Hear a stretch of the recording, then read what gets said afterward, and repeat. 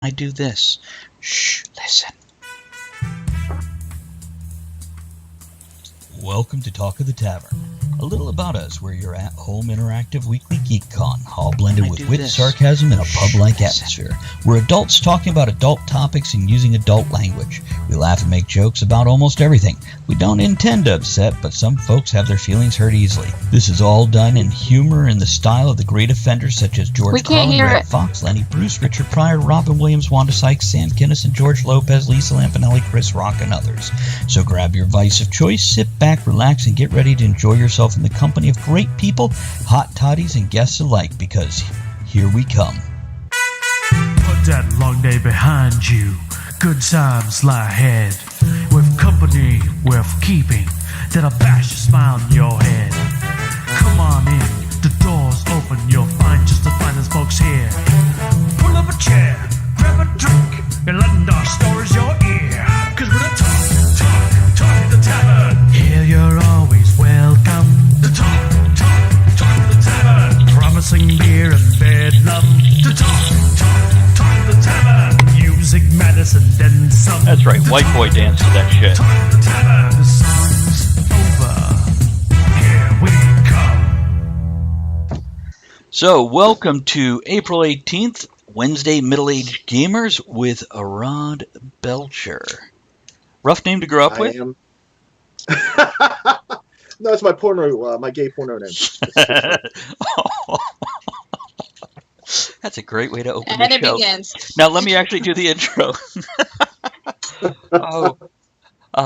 You asked. Anybody who's already here, let us know what your vices are today. Today, I have going with the big old fatty brown thing to slip into my mouth. You started it, Rod. Ooh. Yeah, Gloria Coupon Series R Black. A brandy, a coffee, no water because I have coffee. Andrea, what's your vices today, my dear? I have coffee. I have water. Uh-huh. And today, I'm drinking Mad Hatter tea. Ooh. Nice. It's good tea if you're a tea Yeah. guy. Yeah, it's definitely good tea. Mm-hmm. And Talking Toey just went live. Oh, that's right. She She's broadcast. gaming today. She broadcast the same time as us. Oh. I didn't know I got notifications for her, but anyhow, now our very special guest who is, you're missing the top of your head. You and that camera, I tell you. Me? Well, you're not now. Me? See, there. Here. Maybe How's it's to this? reduce glare. I don't know. Wherever you're comfortable, man. I'm all over the place. You I was are. dancing. I shouldn't have been dancing It's during probably the opening. probably best if you do, because we need something that's entertaining. So, really, now somebody's going to call? Nope. I like muted that. Why is it even making noise? Anyhow, our very special guest, author, and really a lot more than just that, but Rod Belcher. I'm also Look, he has books. Ooh. Well, thank you. Oh, thank you. They're your books. Thank you. You wrote them. It's how we met. That's right. You interviewed me on here. 2014. Oh my God. 5 years ago?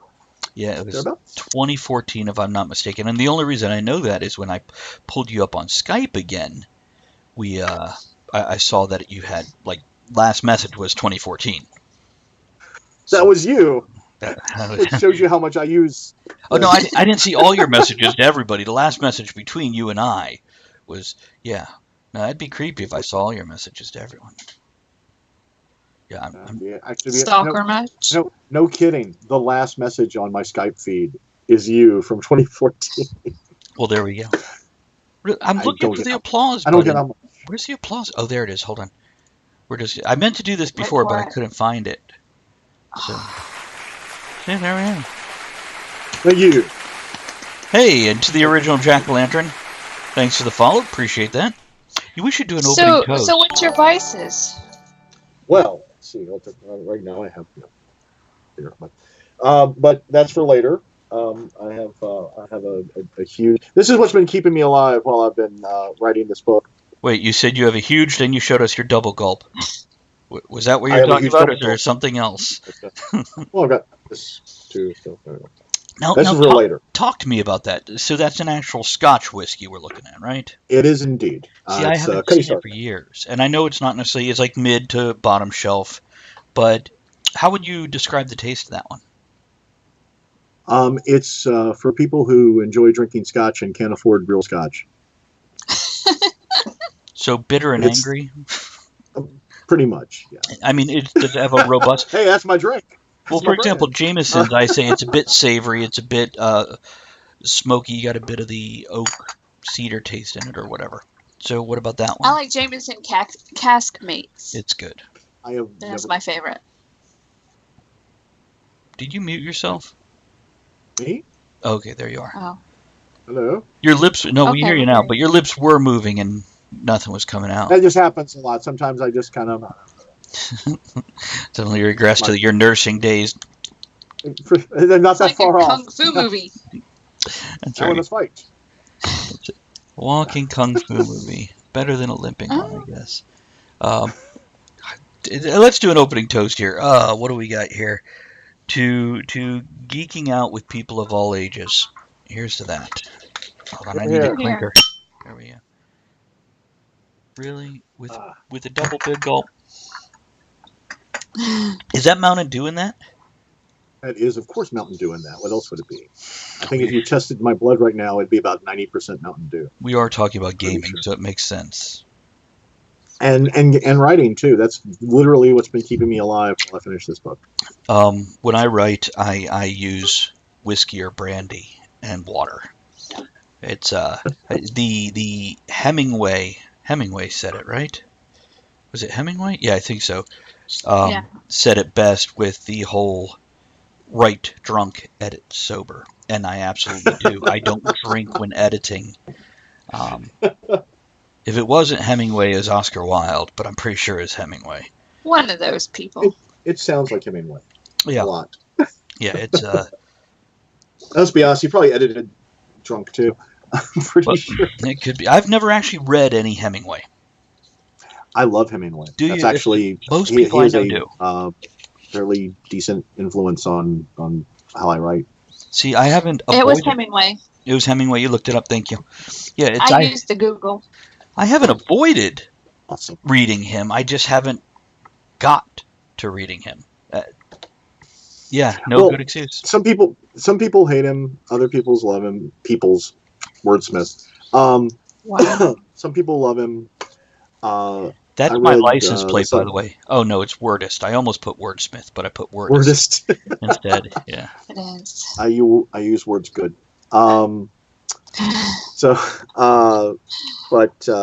Yeah, I read Sun Also Rises, and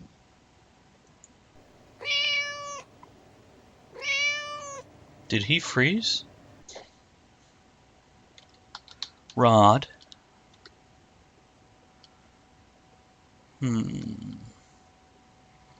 Yep, he froze. There. Are you back, Rod?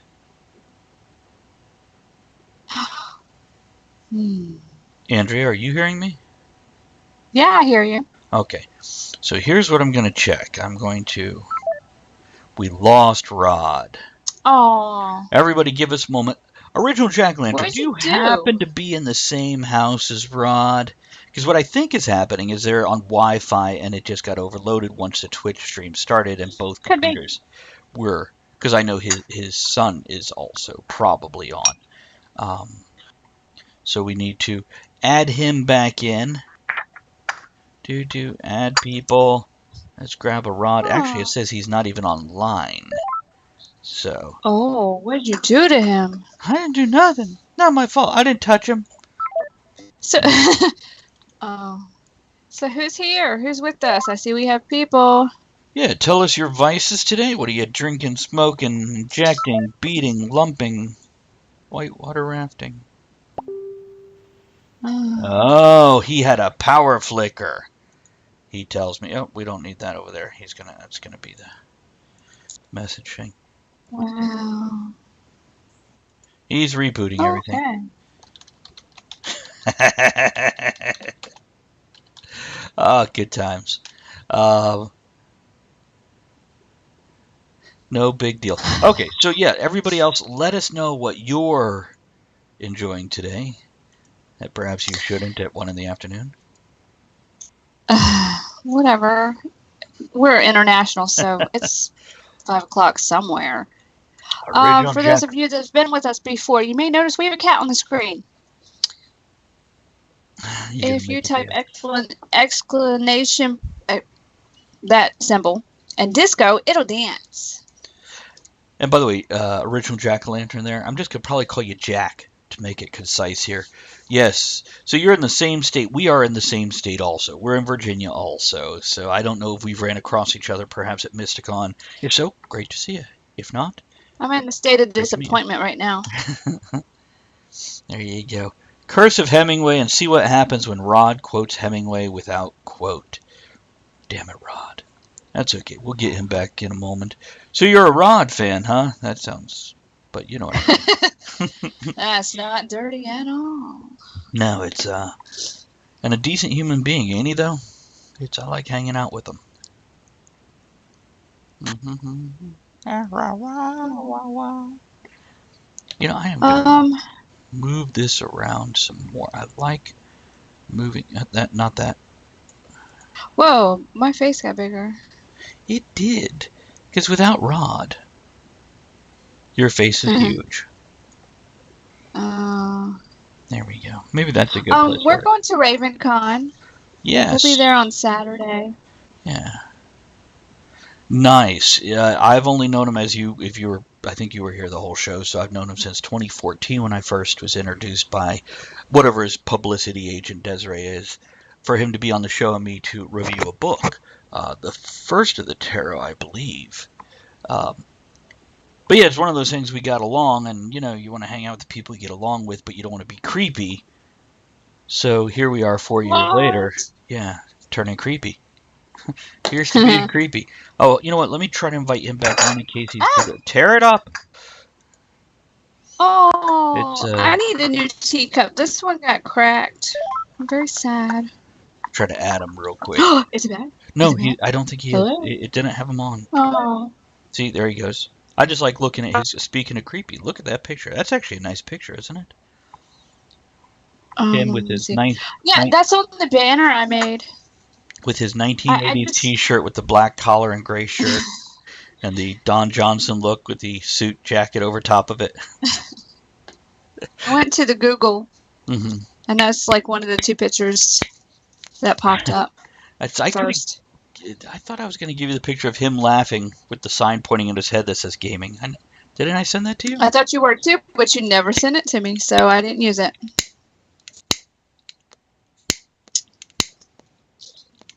Stupid lighter. It's got fluid.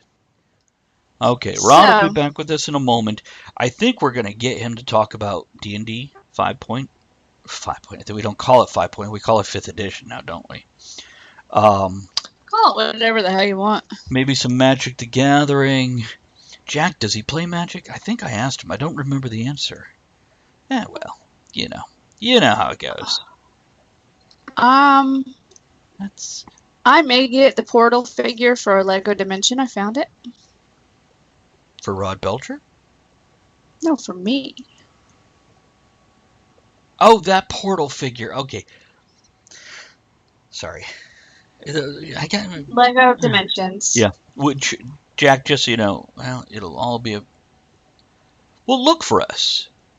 Yeah. Oh, you're programming guests for gaming. Yeah, look for us. Or Rod, just before the show, said he might be coming out also, because he had a few friends there, probably you.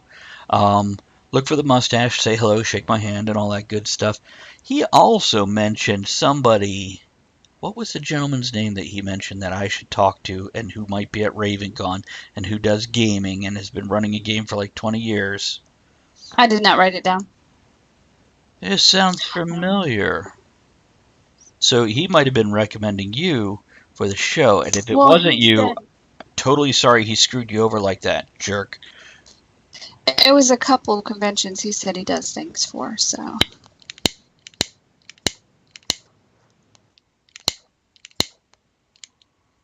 This lighter's not cooperating. But we'll talk. The bottom line is, if I could be blunt about this, I have to make sure we're not oil and water before I invite somebody on for a 3-hour show. So it might be you. I get along with everybody, but some people are just Mark. It was Mark. Go wasn't on, it? find Travis hold on. Facebook, Facebook and message him, or talkathetavern.com. Or You can send him an email. Or wait. Hold on a second, Andrea. Or wait 3 days. Rod, stop trying to call me. Oh, that is him. That is him. It's you, Jack, Mark. I know the name now. I remember. Okay, hold on. I'm trying to add Rod in. Rod was trying to create a brand new conversation without any Andrea in it. Okay. That's okay. Just exclude me. I'll go play Lego Dimensions. Rod, Screw you guys. I'm going home. There you go. Add to group. Come on, Rod. Everybody gets to see the secret back stuff there. I missed it. It just watched the screen on Twitch. It'll be up in a moment. Yeah. Hi guys. There you are. Look at We you. offended you and you ran away. I am so sorry. Literally, every light in our house went out. The power just flickered, and now it's back. At least it was an electrical Just blame it issue. on that. It's okay. At least it was an electrical issue instead of an internet issue. Because if it was an internet, see, worst case scenario. So, if you're like, oh, I've got no power, you just pull out your phone, turn on Skype, reconnect. Nice and easy. While you were gone, we were talking to Mark. hi Mark. Geary. Hey Mark. Is that the one you were telling? Is that the one we should Yeah, invite Mark's on the show? awesome. Oh, good. Yes, Mark should do the show. Because, It man, is. it would have been screwed up if we're like, hey, it might be you, he said, and you're like, oh, no, not that guy. It's Mark would be an awesome. You would. Yeah. He'd be very entertaining. We'll look for you at RavenCon this weekend, Mark, and we'll shake hands and chit-chat, because that's better than a phone call to actually, hang out for 5 minutes in a hallway of a con before you, gotta go. Oh, I am so sorry. Yeah. Hey, live TV, live television. That's right. Yeah, we have technical issues every week of some sort of, any given size, scope, spectrum, etc. No big deal. Between the dog this morning, our dog getting loose and running all over creation, and then it's like we're on here and hey, everything's going great. We got all the technical stuff. Awesome, and gone, power gone. So sorry. I'm so sorry. Blame it on your son. I'm sure. Why not? So Rod had where were we? an experience this morning where his dog opened the door all on its own and ran away to tour the neighborhood like a little doggy whore. But then he went and got her She is back. a scarlet. Scarlet pup. It cost you, what, 5 biscuits and a can of Alpo to get her back home? I was running around screaming like a maniac, and then my son's like, "Dad, she's right here." It was fine. It was great. She has actually gotten loose before, and she wanders around for a while, then she comes home. It's not. It's just you always expect. It's like, oh my God, what if she doesn't come back? So she's a very good dog. She's very It must sweet. be rough when somebody's dating you and you're just standing at the door staring at it going, oh my God, what if she doesn't come back? Rod is actually a dog in a man body. It's rough when you first come home. And truer words have never been spoken. That is absolutely true. But you like cats, huh? But you're okay with cats? Okay. Sure. They're sweet. So if I come to your house, is there a little leg humping get to happen? You play your cards right. You never know. Magic or poker? What are you into? Yes. Awesome. I have been for the past week remaking Magic the Gathering decks. I don't know if you, but just here to that's so cool. I have an opinion. I have a rather strong opinion about Magic. Please go. Shoot. I love casual Magic playing. I detest pros who play Magic. I went to a comic book store where they were playing once, and here's these kids being 15 to 22, and they're playing like this. Boom. 32 damage. And I'm just like, I have no idea what you did. I'm like, can I look at that card? And they're like, and I'm like, I've never seen this card. Calm down. I owned a couple of game stores over the course of didn't you? many years. And Why? There's a hierarchy. Why? Well, because because I'm kind of stupid, and it took me a couple of tries to figure out that's really. You'd much rather visit than own. Yes. I love gaming stores, don't get me wrong, but to run one, just not a Oh. lot of profit for a hell of a lot of work. Yeah, and a lot of frustration too. And basically, we had some Magic players. Actually, one of the kids who learned how to play Magic. He started out with Pokemon, which is a gateway drug to Magic. And basically, he started out with Pokemon. He got into Magic, and he was on the pro circuit for a while. He wrote articles for Scry magazine, if you remember Scry. I do. And I think he's still in some way connected, to professional Magic playing. He was a sweet kid. He was really good. And we've had good, nice Magic players. Right. But then you get the guys who are like, I'm 32 years old and I'm going to crush a 9-year-old who's never played Magic before because I really need that win. And that's sad. That's really, really sad. It hit me well over a decade ago.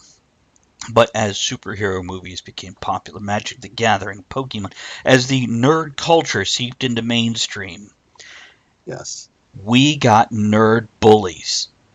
Yes. And this was absolutely. such a weird concept to me. I'm like, wait a minute, we have nerd bullies? Yes, we do. Yes, we do. And now, I will venture as so far, and I don't want to go too far into this, but social justice warriors are nerds that got politics and became bullies. And the thing is, and I know this is very tangential to what we're talking about. What we do at the tavern. You've seen it in the last few years with a lot of the controversy around people who cosplay, right, and get really abused. Yes. At conventions. You know what I'm saying? I'm sure that is bullshit. You probably encountered that. It's something that, and there is kind of an intellectual bullying. Yeah. And you see it a lot in gaming. You do. If you ever had a game group where you have one person who everybody else is really committed to making it like a consensual group storytelling experience, and then you have the one guy who's going to twink the hell out of his character so he can crush everything that you can throw at these other people. And can really just kind of throw the whole game out of whack, and that's a form of bullying. And bullying, it's the same, and it comes from the same place. You've got people who are so insecure in themselves that the only way that they can feel strong or feel good about themselves is to ride over top of other people. Yeah. You see it in Magic, you see it in D&D, you see it at conventions. The nerd culture has it too. I love the meek and the humble. I don't care how good they are at something. I definitely want to praise them for what they're good at, but I love the meek and the humble that will step forward and go, thanks, guys, I appreciate it, or talk passionately. Because if you get them talking passionately about what they love, then that meekness goes away. But when they're done, they go, and now, time to talk to Michelle or whoever else. Put them in front of me. And I love that. It's any aspect. Mm-hmm. I'm very thankful, that for the tribe I have been adopted into. I was a geek. I was pretty much born a geek for the most part, and but it is kind of sad because as it's gotten more popular and more mainstream, there's a bully class, and that's really sad. It's weird. It really is because you think those would be the people who would be the most understanding of not doing that. Okay, see, Jack here, Mark, says, and thank you for the cheer there, Andrea. Don't forget, everybody, you can throw bits at the screen. And if you're watching this right now, you definitely should. But go up to where it says get bits above the screen. They have a special for under $1. You're getting 500 bits that normally cost $7. So, go. If you're going to spend money, spend it when you get a lot for a little.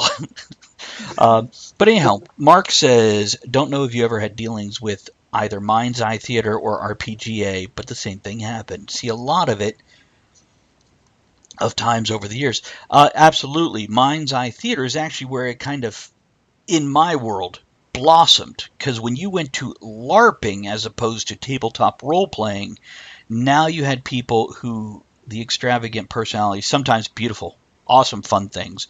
Other times, they're a fucking bulldozer in a cape. Yes. And By the way, I'm obscured right now. I'm obfuscating, so you cannot see there me. you go. See, that's White Wolf there. Yeah. One of the things that always kind of bummed me out a little bit about Mind's Eye was, you have the big scene where it's like, so my ancient foe, we have fought across the sea of time, and now at last it comes to an end. Rock, paper, scissors, shoot. See, I never did it. I've never. That was how they resolved stuff, at least initially. That's great. That's great. I can't hear you. No, we hosted a couple of LARP games at the store. Did you? And yeah, and again, it's the same kind of thing. You get some people who are just totally about the theater; they love that, and then you get some. We ran at a couple of conventions. We ran a superhero role playing game, which we superhero live action role playing game, which is the Schlarp. Yes. Which was the name of our rules, the Schlarp. Well, they had it at Mysticon. Yes, yeah. Actually, the guys who are running it now, they're using our system from back when we started it, back when it was still Shiba. Well, so different convention. The convention we will not name. Oh, but you are a game designer, is what you're telling me. You also wrote and designed a game. Hey, Green Goblin. Well done. Oh, Here's to you. thank you. Appreciate that. Here. Every time someone contributes some money, I will keep a piece of clothing on. Hey! Thank well, you, that worked. All Prime right. Bits, yeah, Prime Bits. It's great. And also notice the tip glass, and as you guys throw bits at it, it fills up, and you can overflow it. And if you throw larger amounts, it even splashes it. It's great. Yeah, I know. We got a pint glass that people can throw money in. I'm not going anywhere. I'm just going over here for a second. Keep talking. Oh my God, where'd he go? Is he coming back? Oh God. I just peed a little. Hey, welcome back. Hello? Yeah. Hello? You see me? Hello? I actually designed a role-playing game that I'm still trying to do something with. Ooh. That I think I may end up using the background stuff for some novels. Actually, it probably will end up being better novel material than role-playing game material. I want to talk to you about this. See, we need to start keeping a list because we are just so happy and excited. We are jumping topic. I'm just glad the power's working.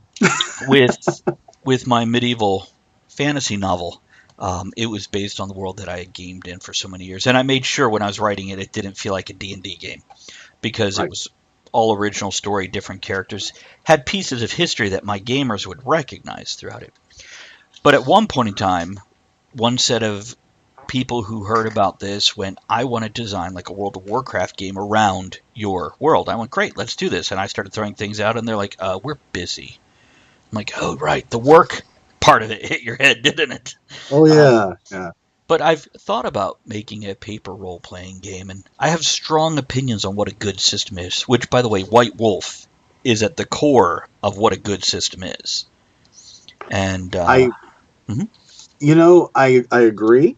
I did a storytelling system. I've done a ton of storytelling system games, and one of the things I really like about it is I think that, and it's nice to see everything kind of go in full circle, because White Wolf took something that had become very archaic. Talking about the bullying thing is, basically second edition D&D.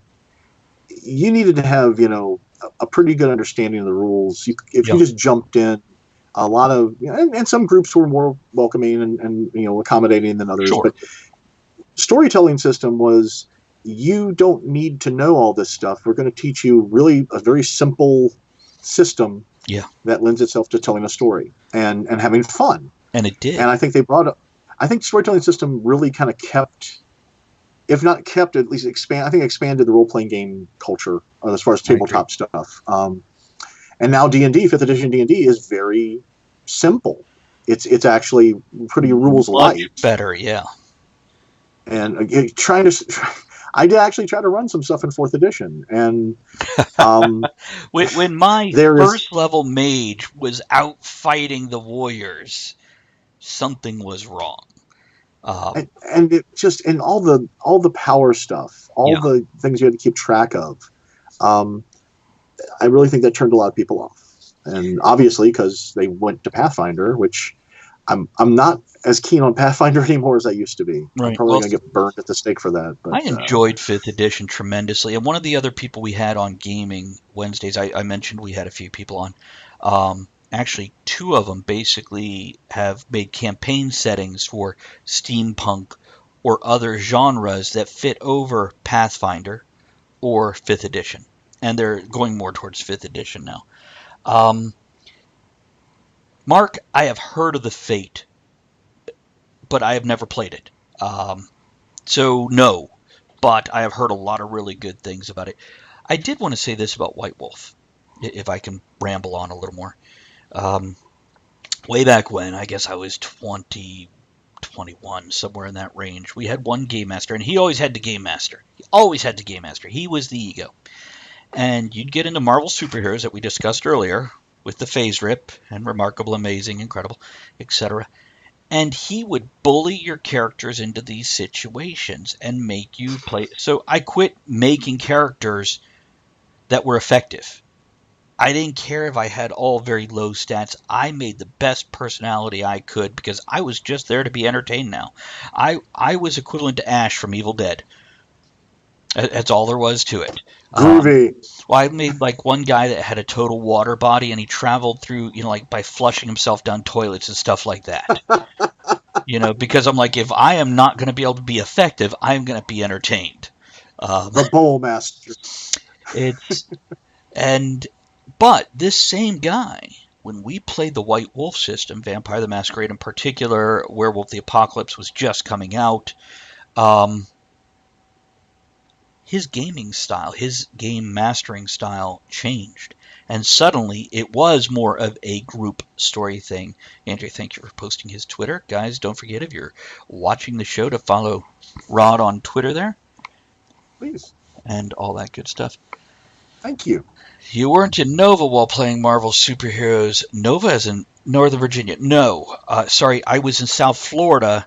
Actually, Central Florida at that point in time. And in South Florida, we had a gifted program school called Nova. So you confused me for a second there. No, this was back in the mid-'80s to early 90s. I do still play Marvel superheroes. I have 4 gaming systems that I adore. One is 5th edition. Marvel superheroes because of simplicity. Yes, Andrea? I just want to say, the way Travis does the gaming, we have a game and we jump from world to world. Yeah, I'll get to that. And Rod, sorry to just keep talking here. Exciting. Okay, so 5th edition, Marvel superheroes, White Wolf, and then the last one I'm sorry, 5, because White Wolf I picked up recently again. Star Wars, the new Star Wars, Edge of the Empire, Age of Rebellion. Yes. I like that because the dice are like making a movie. Yes. You get action no matter what. It's beautiful. And the last one is Tefra because I wanted to play that game.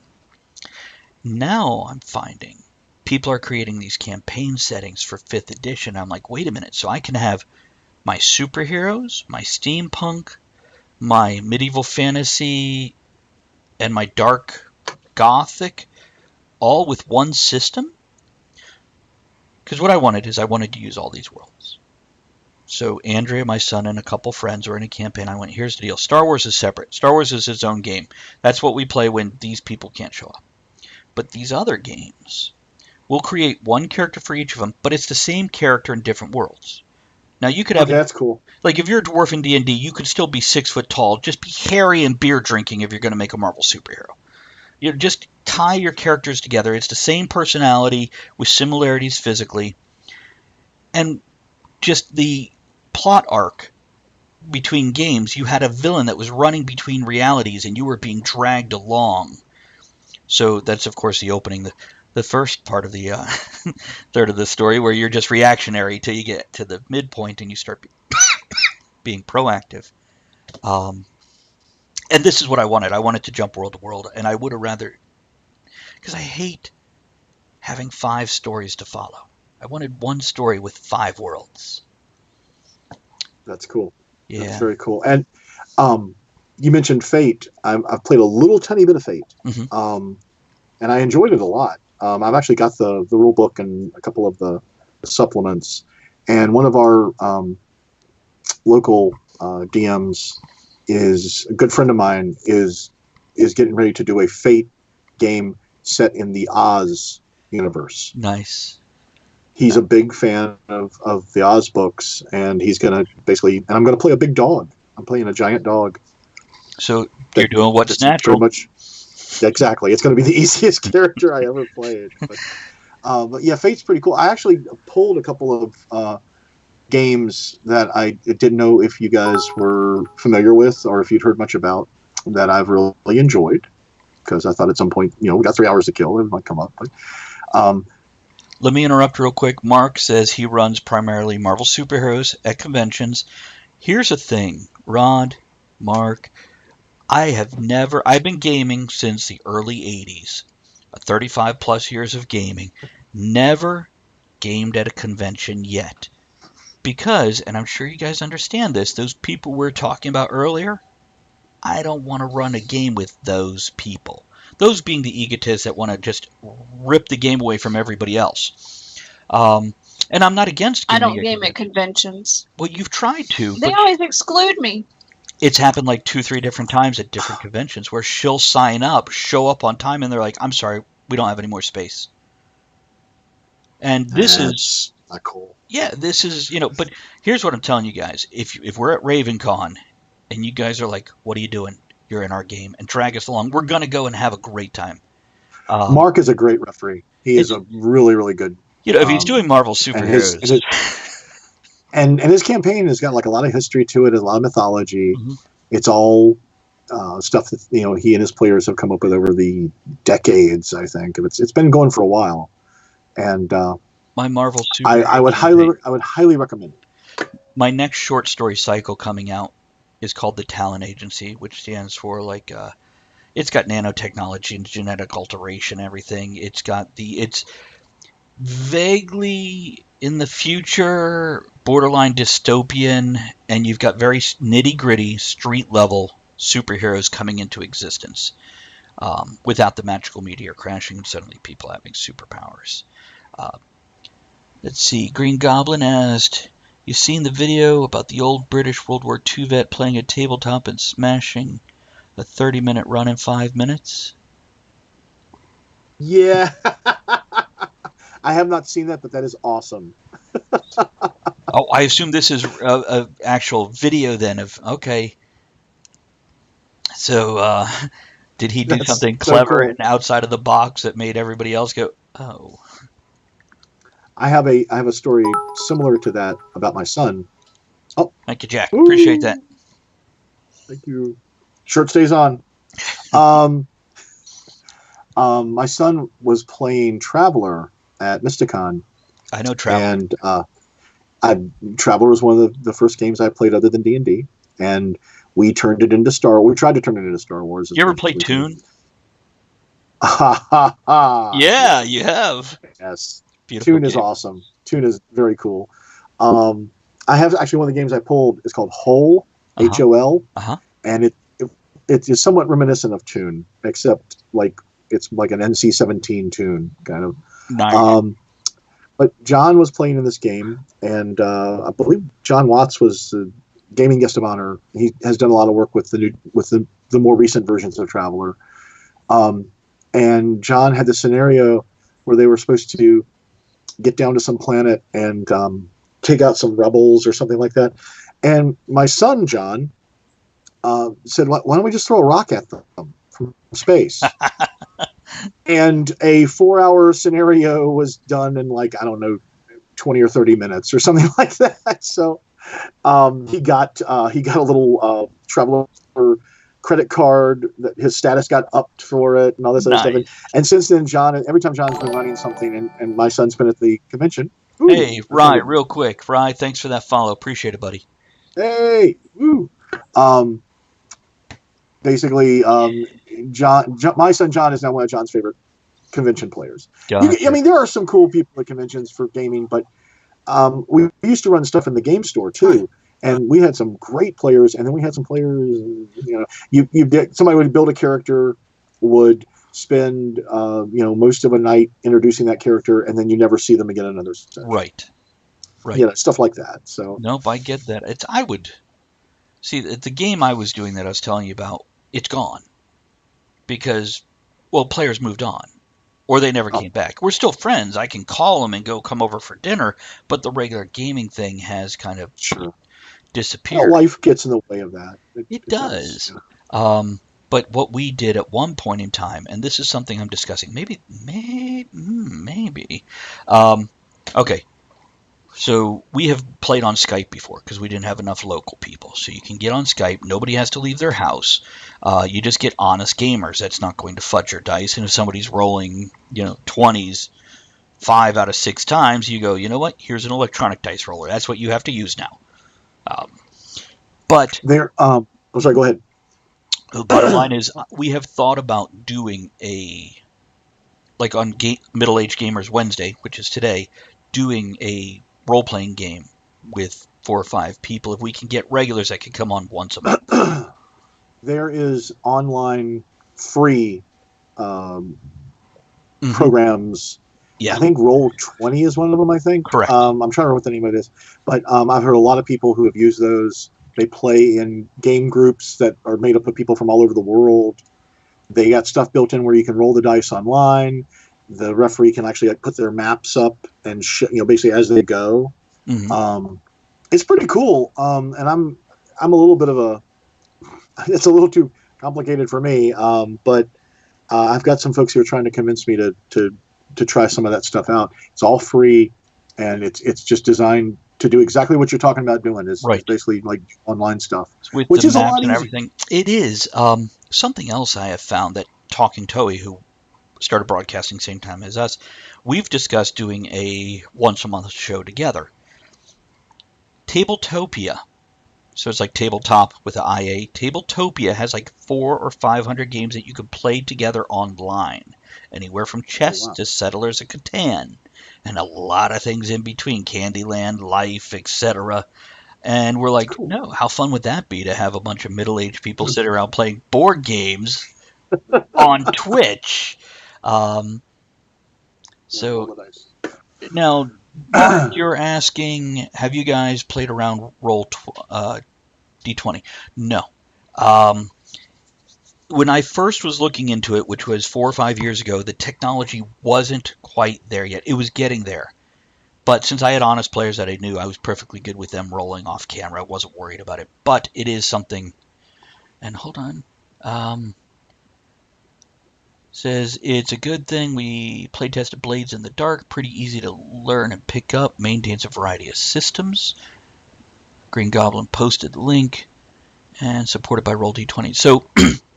It's something I'm willing to consider, especially if I could draw a map for my players that everybody can see without me holding up a paper to the camera. Right. Right. And I mean, and if you have, and some players, I hate to say it, but you have some players who are a little more honest with their dice than others. Yeah. Yeah. You have a dice rolling program built into it, so it's basically like you push a button and your dice get rolled, and there they are. By the way, and everybody to see. I love having a rules lawyer amongst us. People always bitch about the rules lawyer, but it's because they question their authority. I love a rules lawyer because then I can look at my rules lawyer that read every book cover to cover and go, do you know the call on this rule? And can you show it to me in some cases? And if they don't, then of course I do what I do as a game master and I go, okay, here's our decision, keep playing. Right. And I mean, I've done the exact same thing. It's like, Mr. Data, tell me what rule covers this thing. Yeah, and absolutely. They'll pull it up. And then it plays to their they'll read ego. it to you line and verse from memory. Yeah, and it makes them happy. Makes me the big happy. problem I have with rules lawyers, exactly, especially if you're playing something like Pathfinder, where there's the collectible book game, or D&D 3.0, where you've got like all these expansion books sitting next to your. Yes, exactly. Same basic thing. So we have armor class for the shoulder now, as well as the hip. Give me the Warriors book. We're not using that anymore. The downside to rules lawyers is I've had some in the past where you're in the middle of the game, everyone's having a good time, and you're just making a ruling off the top of your head. you're the referee, and you're like, okay, this is how this works.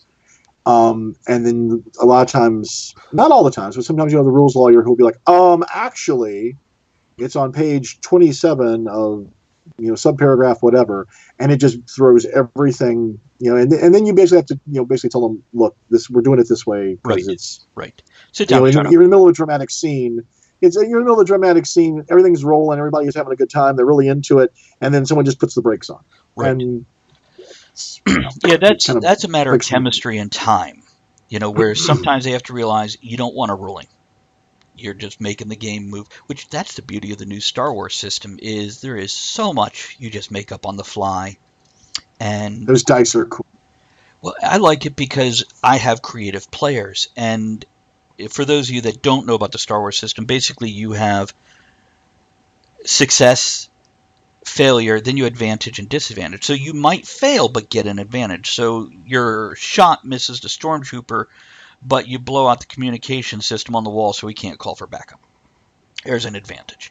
And it was really beautiful because I have clever players that I didn't have to come up with what every advantage or disadvantage was. They would, and it made them feel like more part of the game because they're creating the environment around them also. And it's fun.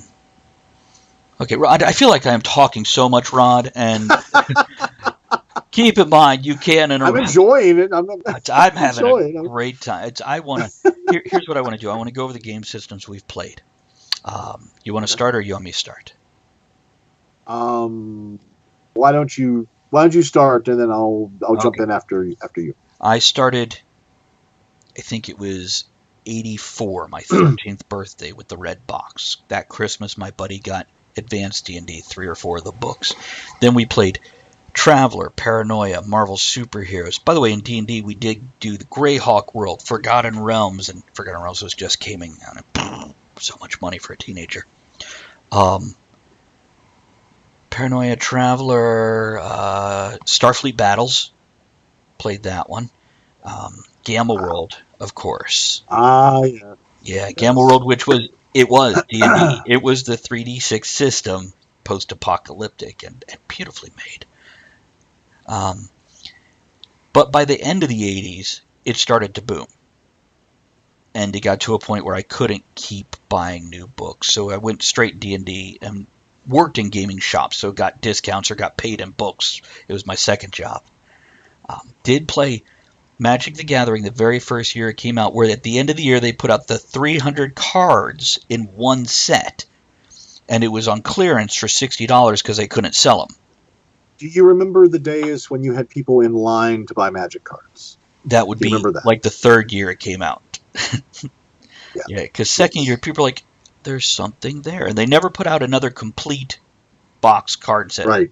They were following the trading cards, the baseball card trend, which at the end of the year you pull out, you put out the full set that somebody pays $300 for.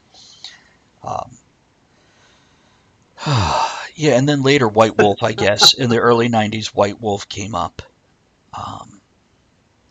Which I only played Vampire. Others around me played Werewolf. And I had the books for Wraith and Mage. But never liked them. Always liked the Vampire where you had the Mummy and then you had the Hunter. Yes. It was enough for me. The others kind of went a little far out. What about you? I'm kind of done without remembering stuff on the fly. I started with D&D. I found it actually precedes the red books. You know how they have the red book, blue book, and so on. Before they did those, they had a box set that had a painted cover. It had a blue cover book. It covered basically first through third level characters, like dwarf was a class, elf was a class. Got that and kind of fell in love with it. A good friend of mine's older brother was a old school war gamer, and he was our first dungeon master. And that was once that happened, my life was ruined. That was the end of it.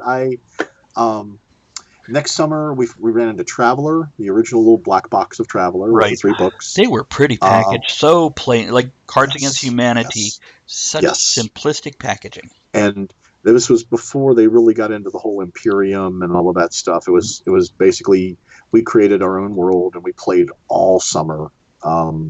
This would have been like junior high. It was around the time Star Wars had come out. It was I think a year or two after Star Wars had come out. And Mark wants we to played know, that. what about the mini books? Now, you talk about the original D&D mini books, the white with it was all black on one side and the red picture on the front. I came in after those. Same. I had them at one point, but I never used them. Yeah. We played that little box set. And then the advanced D&D books came out. The players, kind of iconic, the Player's Handbook, the Monster Manual, Dungeon Master's Guide. Those actually came out before the red and the blue in the box set, the basic, etc. This was they put out. It was like a little box. It had a cover with like a dungeon archway with a dragon on top of some treasure. That was the original basic and expert sets. They reboxed it, reprinted it, so everything was kind of. Yeah, and they made it so that, and I loved, actually one of the things I hope to collect one of these days or get back is all of the books, like red books through the silver book or what they had one where you end up as immortals and stuff. Yeah. So, but then we did Traveler, Metamorphosis Alpha, if you remember that one, which was basically never played it. I heard of it, but it was basically D&D in space. Hey, Triple U, thanks for the follow. Yeah, that's Dave. That's my buddy Dave. Hi. That's your buddy Dave. Hi, man. That's my buddy Dave. Played World of Darkness stuff with him. There we go. We got Dave and we got Mark, and I'm guessing you might know a few of the other people. I'm not going to call them out. If they're not chatting, I don't like to call them out because they're just hanging and doing their thing. Maybe at work, sneaking it. Okay, come on. So anyways, we did Metamorphosis Alpha, Gamma World, which was awesome. It was a lot of fun. I remember my first character in Gamma World. Around the time we did Metamorphosis Alpha and Gamma World, I started trying to make my own games. Dave just said, any system where you can die in character generation is a system for me. The Tolkien game, the Lord of the Rings game, which was so realistic with the critical hits. And you had critical hits from your past that you rolled during generation, and yet you can kill your character in generation. Yes. I remember the Iron Crown games. I never played them, but we collected a bunch of them because they were so gruesome. It was like the critical hits tables and the fumble tables and stuff like that. Yeah, fumble, you could totally slice an artery and kill yourself. I don't know if you guys remember the Space Gamer magazine, but I actually ordered Villains and Vigilantes out of Space Gamer, and that was the first superhero game I ever played, and that was. And it was pretty ridiculous, but it was fun. It was a lot of fun. There was a game that some company put out called Space Opera, which I got really excited about because it sounded very. You remember Space Opera? No, I was sum-upping Mark there without interrupting with the Middle Earth role playing. Yeah, so yes, those, and I also remember Shadowrun and the original Star Wars from FASA in the 80s. I played both of those. Okay, go on. There was the. There was the Star Wars that had all D6s. Yeah. The West End Games did. Then there was the Star Trek that FASA did that was like... I played that too, yeah. Where you had like the bridge panels and stuff like that, which was a pretty cool idea. It was a pretty clunky system, but it was really cool. I've played a lot of games. And like I said, I started coming up with my own. I came up with a Warriors... You remember the movie The Warriors about the street gangs? Yeah. I came up with a Warriors... RPG. I feel that came out around like St. Elmo's Fire, that era. It was like you get to play in a street gang, and you and your other party members were in the same street gang, and you had to fight other street gangs, and you get treasure like baseball bats and guns. If you could take that and turn it into a MMORPG, you'd have a winner on your hands now. You can just step outside and do that. And by the way, Andrea, I want to give Andrea a chance to also talk about what she's played. No, we're totally dude geek gaming, and we like, hey, there's a chick. It's fine. She's pretty. We're not going to talk to her. So see, I'm used to that. That's why I don't get to play at conventions. They are like Oh, this wasn't sexist. We were just geeking out and all excited. And so, okay, Andrea, That's okay. what's your history in it? I'm letting everybody know how to stalk him on the internet, so it's okay. Oh, She thanks. is. Yeah. Thank So you. if you look at Actually, what I think something else about World of Darkness and storyteller system that I think was very one of the huge things that it did is it brought a lot of women into gaming that I don't think were interested. That there were female. I mean, I knew female gamers from D&D days and stuff like that, but you might have one woman in a group and a whole bunch of guys. When you hit vampire and werewolf and mage and all of the World of Darkness books, well, also, it really opened up. It had a beautiful, simplistic, quick-moving system. If you take Shadowrun and World of Darkness, they have a very similar concept. You take so many dice by adding up a stat and a skill, and you have a difficulty number. But for some reason, Shadowrun, you would spend 2 hours on 3 rounds of combat. Yes. But World of Darkness, a couple dice rolls, and now you're back into the story.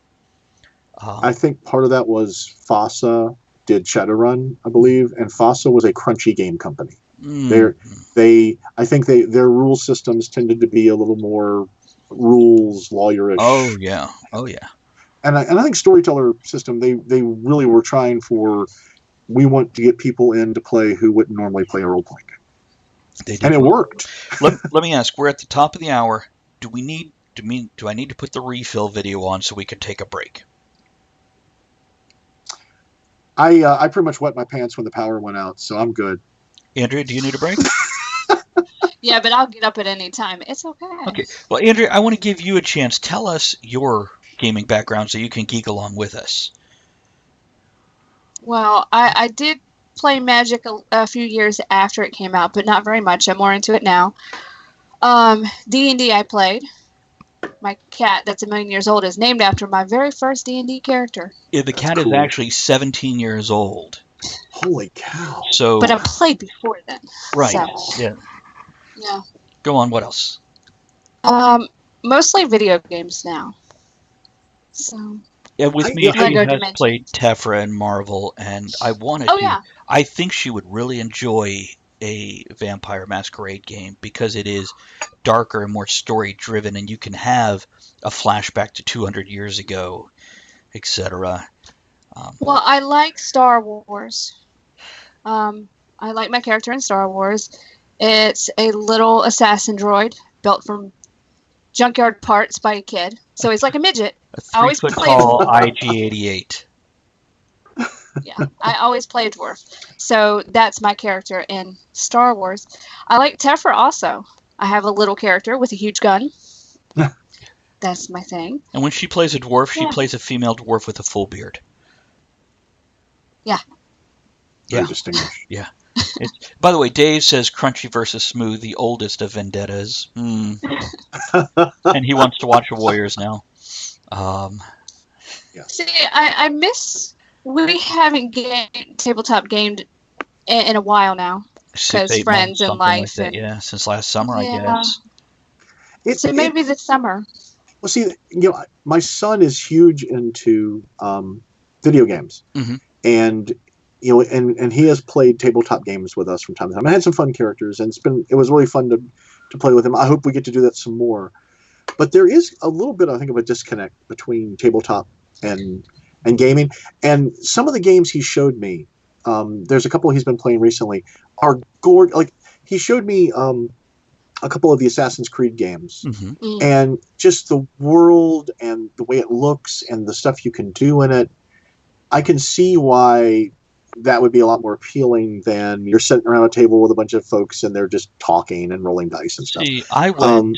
Well, the difference is one you see visually, the other one you have to create in your mind. Right, exactly, and a lot of kids now with all the electronics, they can't do that. It really is. I mean, everything, and some of these worlds are gorgeous. I really liked. I'm trying to think of the name of it now. It was Dragon. Shoot. It was Skyrim. Skyrim was awesome, and I was like going, this is the closest thing I've ever seen or experienced to playing D&D. Mm-hmm. And then they did like the MMO, which I don't know if you probably don't remember this, but back when they first started really kind of pushing computer games, there was, I think it might have been the first one. Microsoft put out this thing called Asheron's Call, which was around the same time. Actually, it was around the same time as was it Ultima or one of the? I remember Ultima. It competed with Final Fantasy when Final Fantasy was like 8-bit. Yeah. And Asheron's Call was basically an MMO. You had a character, you ran around. They had saving points, and you had this whole world you could explore, and it just blew my mind. But the problem is I hate to say this, I was playing with other people that, and that's where you start to see. I mean, you play a lot of, you play a lot of like online games and stuff. Sometimes you can find a group that are all very RP. They're very interested in the role playing aspects. And then you got the guys who are just like, they want to kill stuff and take loot, and they don't really care about any of the other stuff. See, online. Andrew, go ahead. Oh. I was going to say, one of the advantages of technology now, because people are scattered all over the world, I've played D&D games on Skype. Mm-hmm. So that's a good advantage to technology, but it's... Yeah. See, when I started MMOs, I was... Oh, by the way, Mark is yelling out Skyrim, Ultima Online, Asheron's Call, EverQuest. And Dave I played EverQuest. Asheron's Call, which Rod referred to as the running game. So yes. I beta tested World of Warcraft, and I love this concept because as a DM, people would make me DM. They didn't want to. They enjoyed what I did. I've had people come up to me 20 years later. They're like, dude, you're the guy I played in one of your games, most incredible game I've ever played. And I'm like, you should game more often then. There's better out there. And other people who, I had a guy who he's got bands that have traveled across the world, and he was doing an interview in a magazine, and he mentioned me as his game master. So people are like, Travis, you run the game. And I'm like, oh, okay. But World of Warcraft was my chance to be a player and work out a storyline. But then, like you said, you've got those, the Monty Hall campaigns, where they're just out for loot, and I don't like to raid. Then the role players, I'm in it for social reasons. I like to role play, create a character, create a personality, but I'm in there to have a good time, meet people, and hang out, socialize. So some of these role players get so intense on what they're doing. Mm-hmm. Like I knew a couple D&D people, they would play through every minute of every day, going to the bathroom, eating every meal, etc. And I'm like, yeah, it's a little much for me. I'm good with going, yeah, we stop for breakfast, here's a conversation over the meal. But I don't need. They went all Tolkien on you as far as the meals go? Yeah, they did. Well, this is why I like Red Dragon Inn. You want we were talking about it earlier. Pimp that game. I love this game, and there's like a new expansion I haven't got yet. It's called the Tavern.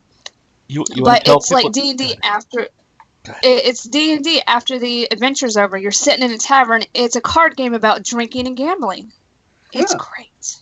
And basically, each player gets their own deck of cards that's a character. And these are special things that character can do. And you have a little chart in front of you with your goal, or not gold, your health goes this way, your drunkenness goes this way. And when they pass each other, you lose. And passed out. And if you run out of money, because you do have coins and you gamble, and if you run out of money, you lose. So the last one standing is... And it's basically like really being in a bar. It is. Yeah. But you have, like, here's a barbarian, here's the wizard, here's the priestess, here's whatever. Here's the dwarf. Yeah. And they all have different abilities. Like the dwarf, takes less alcohol whenever it drinks. It doesn't get as many points against it, or as a... It's a fun card game. Really cool. And there's a thief that has more money and steals gold, and it's great. That's really cool. And, it's really neat because it's like every adventure starts in a tavern and goes somewhere after the dungeon's over. How fun would it be to have your D&D group, and after you finish a quest or a mission or adventure, you go, now pick the deck that's closest to your character and let's play a couple rounds of this where you're in, but we got to play the character. Really cool. That would be fun. Talking about geek out. That is really cool. What Dave said, while originally positioned as a venue for sharing video game playing, Twitch and actual play podcasts have really led to a renaissance explosion of live RPG play. Dave, that's what I was talking about with Rod earlier. I don't know if you had come in yet, but we have talked about taking our Middle-Aged Gamers Wednesday and once a month doing a live role-playing game. So whether we use something like Roll D20 or whether we trusted the gamers. But yeah, can you imagine getting people like Dave and Mark and yourself and myself and Andrea into one game where, yeah, we're honest. We know the rules well enough, or if we don't, we know how to fake it or roll with the off-the-cuff decision and just... See, that's the other thing. If I ever did this, I would have to have gamers that understand we have an audience. We cannot dicker over a rule for 2 minutes, let alone 20. You roll your dice ahead of time. You make sure you're ready with your action because it's got to be entertaining. And the minutia of gaming is not. Have you read Dream Park, Larry Niven? No. I think it's still in print. If not, you can probably find like a paperback of it somewhere. Mm-hmm. But the whole premise of it is basically the main character is a professional dungeon master, referee in the future, where they have developed, where basically it's developed to the point of people pay money to come into a park and they're going through an augmented reality kind of thing where they're acting as wizards and stuff like that. Ready Player One. Yes. Yeah, exactly. And it's a really cool idea, and we're getting pretty close to it actually. We're not far. 20 years. Stuff like Twitch, there really is it's more like entertainment for not just the people playing it, but people watching it. Right. A lot of the celebrity D&D, casts and stuff do very well. They have a lot of people who follow them and stuff. Mm-hmm. I think it would be a cool idea. I think it would be a lot of fun to try to do that. Yeah, it's. I'll assume might be a game to play in for just kind of. It's something hard to come to. I am open to, but I would have to, like I said, the right people, because you have to understand we have to keep it moving. Hey, there's Camel Lilith. Good to see you. Thanks for popping in. Let's see. Our Talasorian did a game on Dream Park with Niven's blessing, and Dave says Dream Park, HBO's Westworld with no sex. Well, never mind. Yeah, I have rants about that. See, for 20 years I've been saying, since the turn of the millennium, I've been saying, we should give books, especially anything Stephen King, etc. Thank you, appreciate it. We should give it to HBO, Showtime, whoever, so they can take one book and turn it into one full season. So you have a 20 to 25 hour long movie for a 800-page book, the way it should be. And they've started doing this, but then they totally went off rails with, you're not writing fast enough for us. So I say go the British way, where there's a 3-year break between seasons. And then bring it back with here's another 20-hour movie. Because most movies have 20 hours of damn footage that they trim down to 2 hours. Yeah. So and they mess up the facts, or they cut it out, or it's crazy. Yeah. I mean, actually, Ready Player One the movie is very different from the book as far as the plot goes. He actually gets into a lot more class kind of stuff. The kid is growing up in kind of poverty, and there's a big disconnect between the kind of the working class and the leisure class. That's a lot more stuff in the book than really shows up in the movie. But I haven't seen the movie yet, but I hear it's really freaking good. We enjoyed the hell out of it. We saw it at the drive-in. Oh, that's awesome! Yeah, I miss drive-ins. There's one in Goochland, which is probably from where you are, since it's over an hour from us. It's probably 2 hours to 3 hours from you, but they're double features, $8 per person. People out there with frisbees and footballs before the movie. They have, I lived in Richmond when I went to college. I went to VCU. So I remember Goochland. Okay, there you go. Which is now probably like a suburb. Hopefully, it was not kind yet of farm country back then. But... It still is. Yeah, it's still pretty simple, but yeah, this theater, it's clean, run by a really nice guy who loves what he's doing and takes care of his customers. Good prices, quality.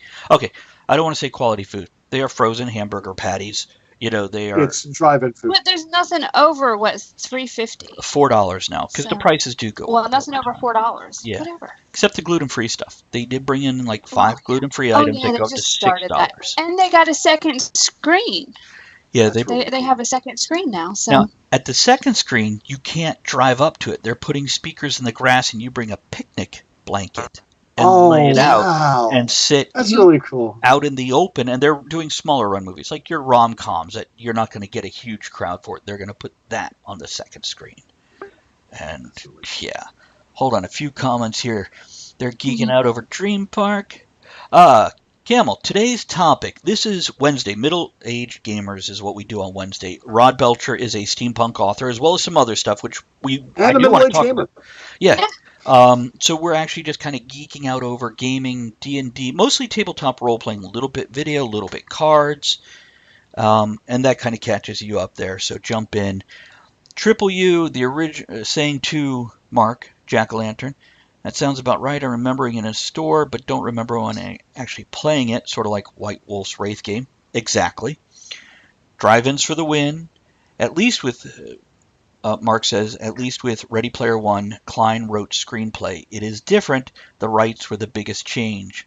Yeah, a picnic movie evening, Dave says, would be delightful. It is. It is. I'm going to put the link up for the drive-in, so anybody go. that wants to Yeah, travel cool. or half these near guys are in there. Virginia anyway, so it's worth an outing. You might not Okay, get guys, home. let's all get together and go to the movies at the drive-in. We'll just plan it for a weekend. Yeah. It'll just be like a talk We at the do that tavern, sometimes. Yeah. get together movie thing.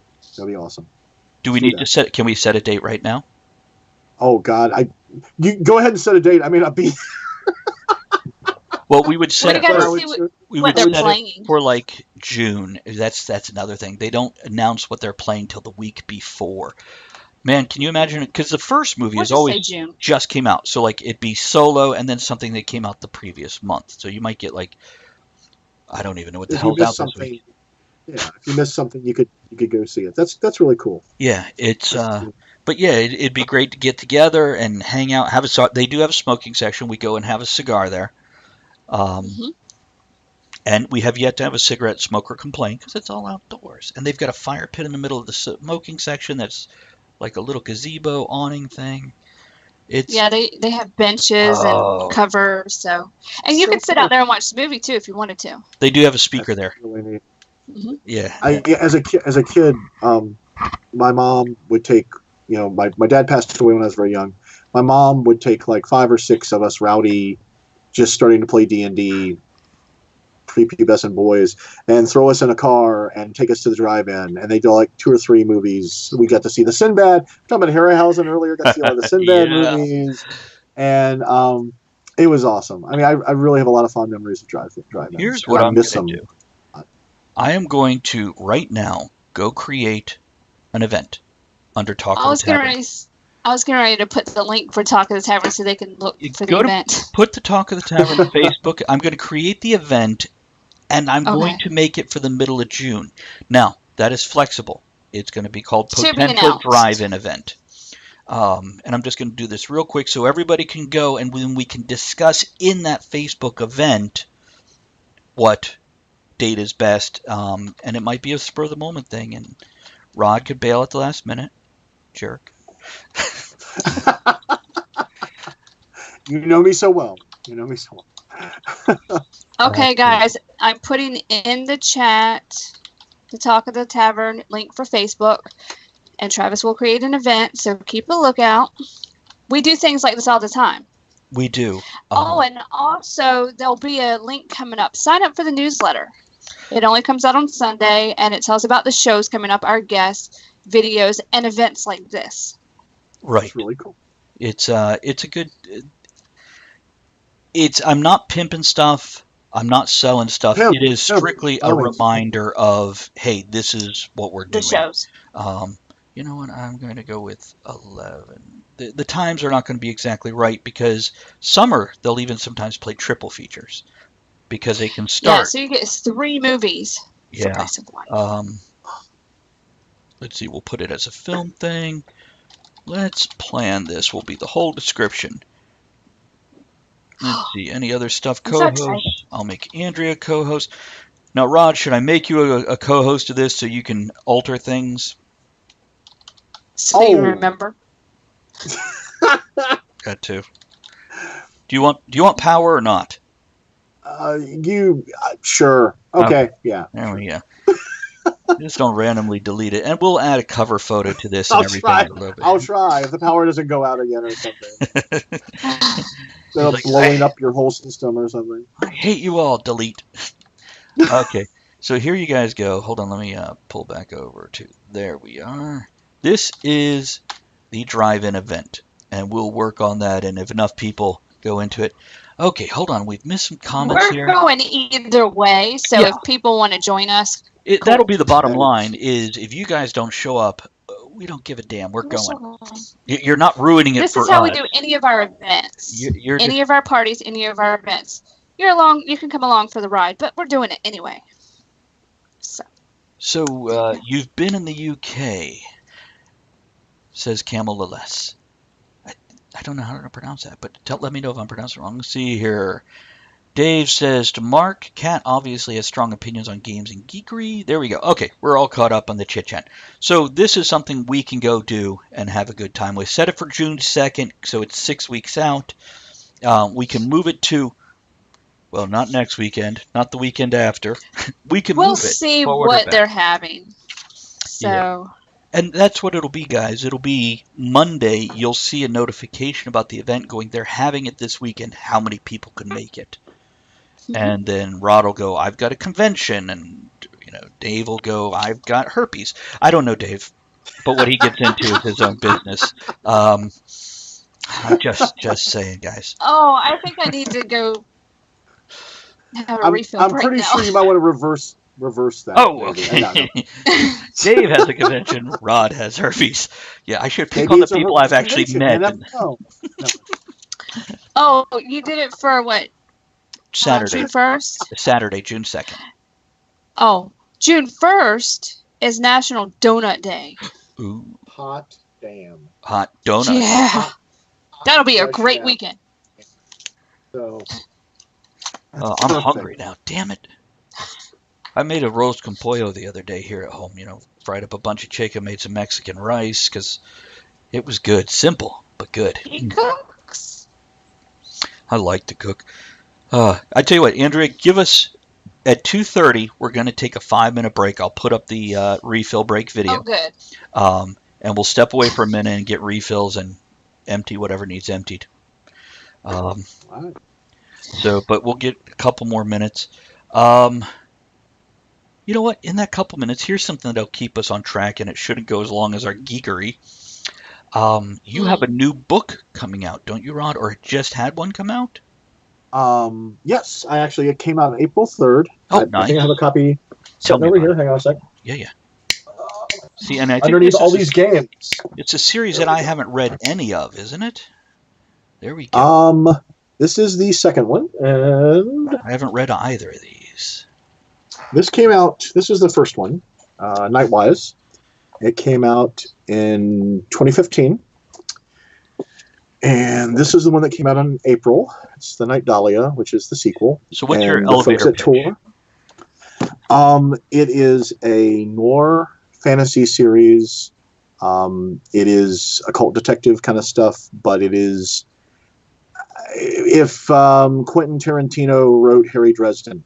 Oh, I was going to ask if it was like Harry Dresden, the Dresden Files, because I always found those to be a little light and fluffy for me. They were very quick, easy read. I mean, I admire Jim Butcher a great deal. I met him at Dragon Con one year, and he was a really nice guy. I actually kind of dig the steampunk stuff he's doing these days. Oh, that's cool. But basically, Night Dahlia and Nightwise are detective stories set in a world where there is an occult underground. It is kind of tied in with BDSM community and crime and underworld kind of stuff. You've got me. So it's basically like NC-17 kind of things.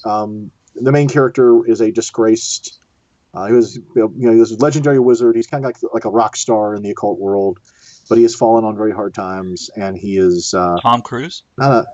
He's more like Sid Vicious maybe, or Iggy Pop.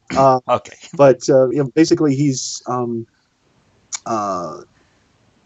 pretty awful character, really. I actually had a review the other day that they got it really. I think they really got it right. He's basically he is the protagonist, but he is not the hero.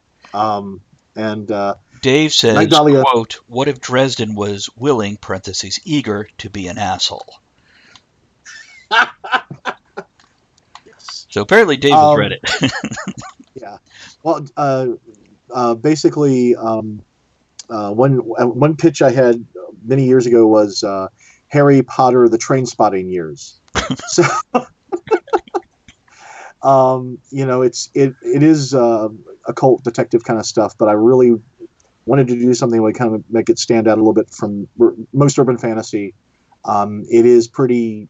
It's not a kid's book. I'd say it's hard. Actually, I mentioned before when we were getting everything set up, I had an event this past weekend where we were going to this bookstore locally called Book No Further, and it's clever, very clever, and they're wonderful people. And they had me and a couple other authors there that were also local and wonderful, and it was so nice out, and Roanoke was having a festival downtown, which is where the bookstore was. So we came outside and set up chairs, and she had a little PA system, and we read outside and blasted it over the whole festival.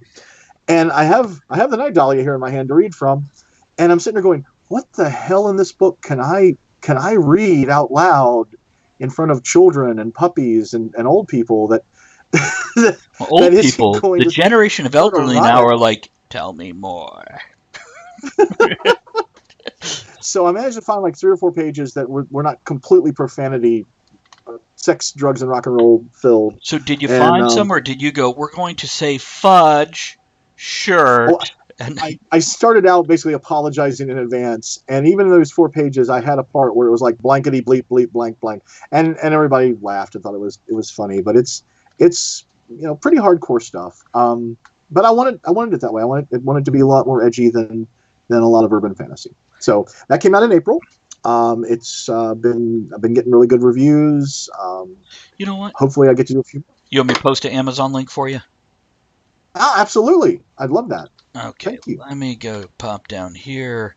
And by the way, Dave, I think it was, just said, my wife and I are some of Rod's beta readers. So yeah, a bit familiar with the working characters. Oh, yes.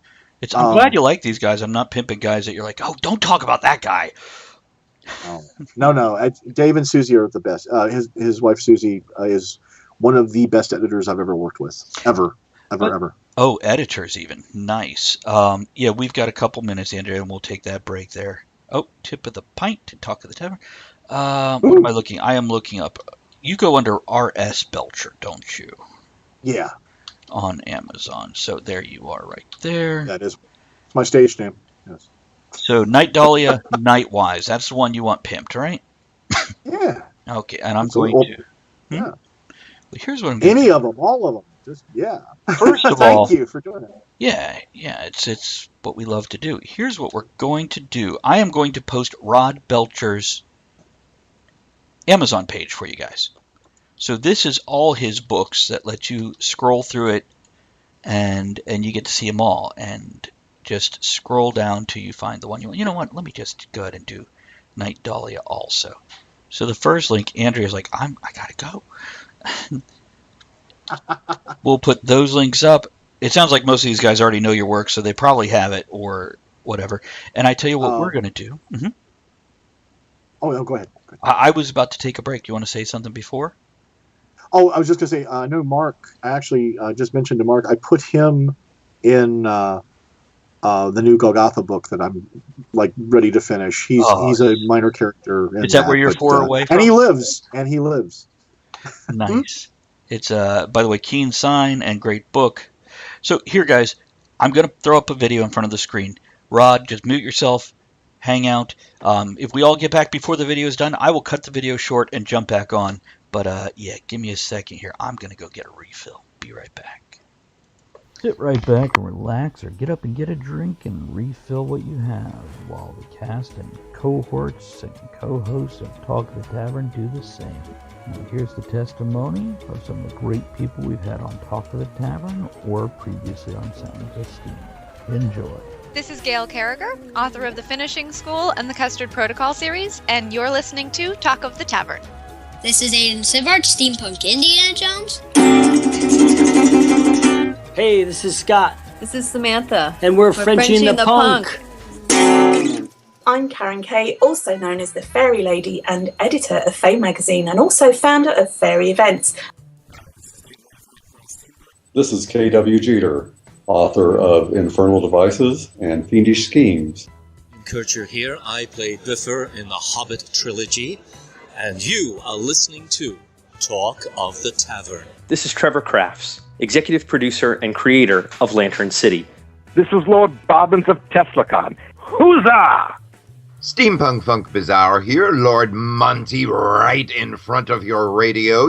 Hello, this is Professor Elemental. When I'm not taking a bath in gin or trying to invent a new kind of badger, I'm listening. Oh, yes! This is Stephen Davis of Raising Steam UK, 2-day Steampunk Festival in Reading. Enjoy. I'm Thomas Williford of Brute Force Studios, and you're listening to Talk of the Tavern. This is Commander Bob of Victor Sierra. Je suis la légendaire princesse convertie de Victor Sierra. Hi, my name is Sarah from Valentine Wolf. Hey, this is Braxton from Valentine Wolf. This is Aileen the Peacemaker, the founding editor of Beyond Victoriana, the multicultural steampunk blog. Hey, this is Joseph C.R. Vortek, otherwise known as Electro Swing Neo Vintage DJ Vortek, and you're listening to Talk of the Tavern. I hope you come out of it in one piece. I'm not sure I did. And don't forget about our other shows during the week. Tuesday, Middle-Aged Gamers on Wednesday, and Virtual International Pub VIP on Thursdays. Make sure you join us there, 1 p.m. Eastern to 4 p.m. Hi, my name is Ashley Rogers. I'm the organizer of the Copper Claw. This is Calamity Dawn, mixologist of Airship Passepartout. This is Commodore Lorpicar of Lost Saints Curiosities. This is Jimmy Diggs of the Crypto Historians, reminding you that the future is in your hands. This is Gabrielle Reel. Hi, this is D. Clarence Snyder, writer of the Bright Future series, and you are listening to Talk of the Tavern. This is Professor Marcus O'Bannon, the Chief Scientific Investigator for the Crypto Historians. This is Lady Gatita of Nerdvana. Hey, this is Angie Vello from Ghostfire. This is Hannah Titania, Queen of the Fairies. This is Jeff Platt of Highland Steamworks. This is Danielle Ackley McPhail, co-author of Baba Ali and the Clockwork Gin, and you are listening to Talk of the Tavern Radio. Hi, this is John R. White, author of The Tales of the Airship Neverland. This is Catherine Gleason, author of Anatomy of Steampunk, The Fashion of Victorian Futurism. This is opera singer Katie Cat. This is Keith Prusak of Bad September. This is Captain James Barrington of the mighty Claxton. Okay, we're going to cut that short and we're going to come back because we're having a good time. So, by the way, Rod, this is exactly what Talk of the Tavern is supposed to be like in my head. This kind of meandering conversation, hanging out, laughing, jumping topics. This is the beauty of what I do and what I love about what I do. So, now 4 times a week. Yeah. Wow. Holy cow. Yeah. Wow. 4. May get called in the work, enjoy being home meantime. Yeah, we do Monday nights like we always have, where we get a little more rowdy, a lot more inappropriate. Tuesday is Tuesday Tunes, where I bring musicians on, interview and play their music. Or, like yesterday, we had no guest. Our guest couldn't make it on technical difficulties. He thought you had a bad day. So we just played music and talked in between. Wednesdays is this, Middle-Aged Gamers, which sometimes Andrea and I will sit in front of our PS4 and stream off the PS4 while playing like Lego Dimensions or something, or Gauntlet. It's my new favorite. Yeah. Soon we'll do Just Dance. Wait for that. Oh, boy. Yeah.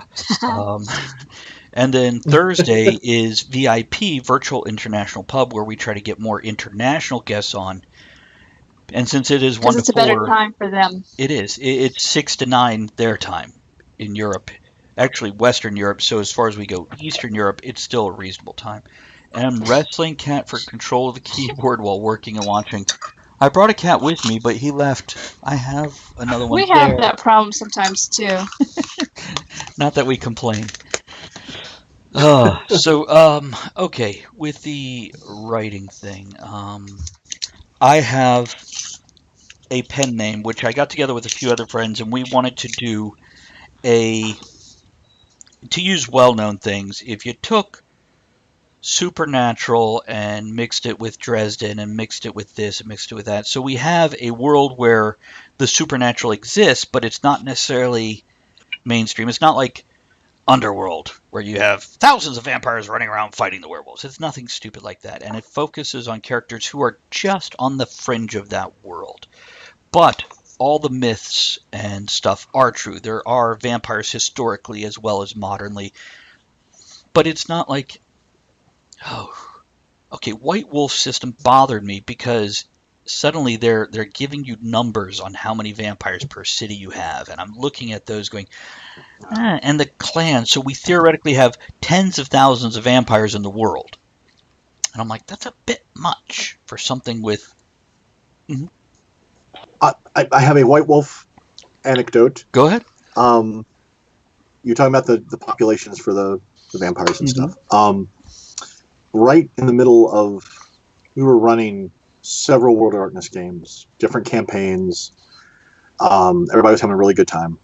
The lady that I dated in college was our main game master, and I think I was just playing at that point, but I decided I wanted to write a World of Darkness supplement. So I wrote a manuscript. I sent it to White Wolf Games, and it was Miami by Night. If you remember, they did the by night books for the. By the way, and I did my. Do you remember I showed you the cityscape on the wall behind me? That is Miami, because I grew up in South Florida. So for my superhero landscape, I took a Miami skyline and painted it on my wall. That is awesome. and Miami is a fascinating culture. I mean, just culturally and everything else, it's fascinating. And I thought this would be a really cool place. And I did it as a mix of all the different factions in the World of Darkness: the mages, the wraiths, werewolves, vampires. I sent it off to White Wolf, and I get a very nice letter back from Bill Bridges, who was one of the developers and one of the main guys in charge of Werewolf. And Bill's critique was basically the different factions in the World of Darkness would never interact with each other at all. Every game is a separate game. Each world is a separate world. Which at the time was the party line at White Wolf. Vampires talked about werewolves, but they hardly ever ran into them. Werewolves talked about vampires, they hardly ran into them. And then within the next couple of years, they started mashing everything up. Mm-hmm. And I kept on wanting to send it back to Bill Bridges and say, well, will you take it now, maybe? But yeah, it got kind of interesting there because they got really specific about supernatural stuff, which I kind of like my supernatural stuff a little more vague. Mm-hmm. And I want to know exactly how many vampires are. Yeah, exactly. It's you want to walk into one town and there are 75 vampires in a population of 50,000, which is a lot for that population. Then again, the rest of the time when you're wandering around, you want to never know if there's another one in town. You want that, I think there is. Maybe I've heard something. But you don't know who it is. And then again, see, my thing with vampires, I've always felt a vampire that lives so many years, multiple human lifetimes, at least 200-300 years. Most of us can agree a vampire could definitely hit that point. Why wouldn't they for example, remember how you were when you were 16? You knew it all. You were rough. You were ready to go. Then 20s, you knew you were so much wiser. And then by the time you're 30, you're looking at your 25-year-old self going, what an idiot. And now that we're in our 40s heading for 50, we're like, okay, I understand every 5 years I'm going to be like, I know now stuff I didn't know then. I'm wise enough to know I never know it all. So what's that like after 200 years? You would emotionally detach more and more as we do. We don't fall in love the way we did when we were 21. We don't have that. Well, I guess some people still do, and they get medication for that. But after 200 years, I feel any vampire that's lived that long should be the the Thomas Edisons. They should be the Rockefellers. They have their fingers in so many pies, bringing in money and resources. They're at the top of the pyramids. They are the Illuminati, as opposed to they're living in an alley eating bums or attacking hookers. You've been around since ancient Greece? That's amazing. What do you do for a living? Oh, you have a what job? What? There, I always figured that like an elder vampire, first of all, if you have 2 or 3 generations difference trying to figure out how to use their smartphone or how to use Skype or something like that, and it for some folks it is. I mean, my mom was a very intelligent woman, and she would dabble at trying to get on to a computer, but it was not her. Right. It was not what she had grown up with, and she really didn't follow it. That was the one. If you ever watched the show Angel, I actually kind of liked the fact that Angel was kind of a crotchety old man. Really, he looked, like this good-looking young guy, but he was kind of like an old guy. He wanted to sit in his chair and just kind of be left alone. This is something Anne Rice got right. There's one time Marcus, and I'm probably just got his name wrong. Marius, thank you. He said to Lestat, who later said to Louis, I make a new vampire so I can reconnect with the era, with the age. And I feel as a human being who is 45, older now, whatever, I have my son to help me connect with. I can show him, here's how you use YouTube, here's how you use Twitch. Now that you know the basics that I know, go figure out those stupid damn details that I don't have the time or energy to figure out, and bring me back that spice and that seasoning and make me passionate about it. And I think, somebody who's lived hundreds of years would definitely need that to go, I don't want to wade through the minutia to find the 3 cool tidbits. So I'm going to recruit somebody else, and they're going to find them, then they're going to come to me. And what do you mean they're not talking to me now? Come here, you little prick. Let's see. Jack-o'-lantern says, I think with that, they would look at relationships differently. Absolutely. I would imagine they could see regret and inspiration with the same intensity. Yeah, you would have less emotional investment, more logical investment. You'd understand things come and go. Everything is transient and temporary. And the shirt you're wearing today is not going to be the shirt you're wearing tomorrow. It's the fashions change, technology changes, the society changes, yet it still has this underlying current that's always the same. People are people. Whether now or 1,000 years ago, they just have new flourishes around them. So you'd be able to manipulate and work with the base human psyche because it hasn't changed. But now go ahead. Oh, no, go ahead. No, I'm done. Go. Oh. I don't want to talk. What? You need a drink. The other thing is, if you're dealing with vampires specifically, you've got the fact that you've spent 200 years being a serial killer. You've been murdering people, which if you're not predisposed to that, if you don't have the wiring pulled in your head to be kind of predisposed to being that way, which, by the way, Killing Eve, great show for a psychopath. But anyways, basically, you'd have to emotionally detach or you would go crazy. Mm-hmm. You couldn't keep going because you'd have to become very detached because you're going out and killing people probably every night. Whereas Dexter would make a great vampire. Exactly. The lady, the main character in Killing Eve, is an assassin, and she is absolutely a psychopath. And those folks would be fine with the vampire life. See, it's no different if you're on a farm and you're a loving husband, wife, whatever, but you go out and slaughter the pig and the cow that you raised since a baby. You have a certain level of emotional detachment, but you still cherish your dog. Because there's a difference. That's a great analogy, actually. Yeah, there's a difference. But I don't believe human beings are wired for killing. But I believe a vampire with a decent nature would target very specific groups, perhaps the elderly. This is your Kevorkian. It goes in there and goes, okay, they've lived a life and now they've lost their mind, and this is my next snack because it's the humane thing to do. Or, human beings, even if we're not wired for killing, we're great at justification. We are. We are. So, you could basically say, look, you just get to a headspace where it's like they are cattle, and then you may have some that, you may have the one pig that you give a name to and raise and don't kill that pig. Because, right. That's your prize pig you take to the fair. That's right.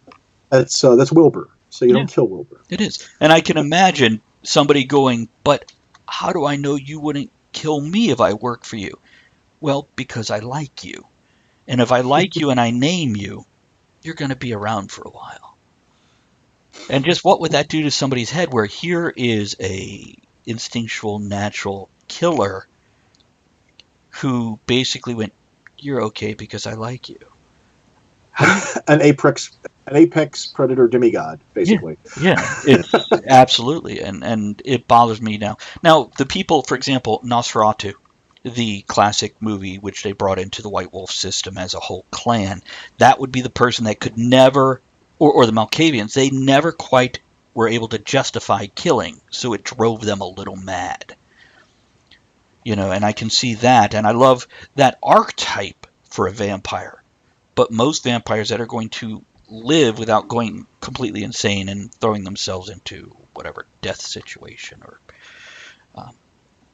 and that was actually a really cool mechanic that I don't believe any game had anything like that before the White Wolf games, because before that you had alignment, which Call was of Cthulhu. Very okay. You had sanity, but I mean, as far as like humanity and stuff like that, now White Wolf got a little ridiculous because every single game system they came up with a different version of it. So you had, but I mean, it basically was kind of a little interesting thing because it wasn't like vampires are good or evil. It's just how humane are they? Are they more human or less human? Right. And doing stuff like killing people cost you humanity unless you could figure out some way to justify it, or I only hunt really bad people, that sort of thing. But yeah, I mean that's something that gaming had. Yeah, I actually forgot about Call of Cthulhu, but they had the sanity. Yeah. Which was it's a great game, by the way. It is. I played that. Do you guys remember? Do you remember RuneQuest? Never played it. It was a Chaosium, same company that did Call of Cthulhu. They did a fantasy game, and RuneQuest was actually a pretty cool game too. It had a lot of stuff that D&D didn't have. That and it was, the system was a little clunky, but it was still it had some interesting stuff as far as magic and like the way they did armor was different and stuff like that. But yeah, humanity and all of that stuff was really kind of cool because, again, it was something that really hadn't seen a whole lot of stuff like that in gaming. Alignments are kind of still, people have a lot of trouble wrapping their head around an alignment. It is almost antiquated and archaic. It's handy, but I've always told people I use it as a guideline. It's not going to be a hard and fast rule. By the way, I want to read a few comments here too. Triple U Dave says an apex predator demigod who wants to keep you as a pet. Oh, that could never go wrong. Mark, Jack-o'-lantern there, says, I always viewed the loss of humanity and White Wolf as examples of vampirism wasn't about killing so much as a detachment from human connection or emotional status.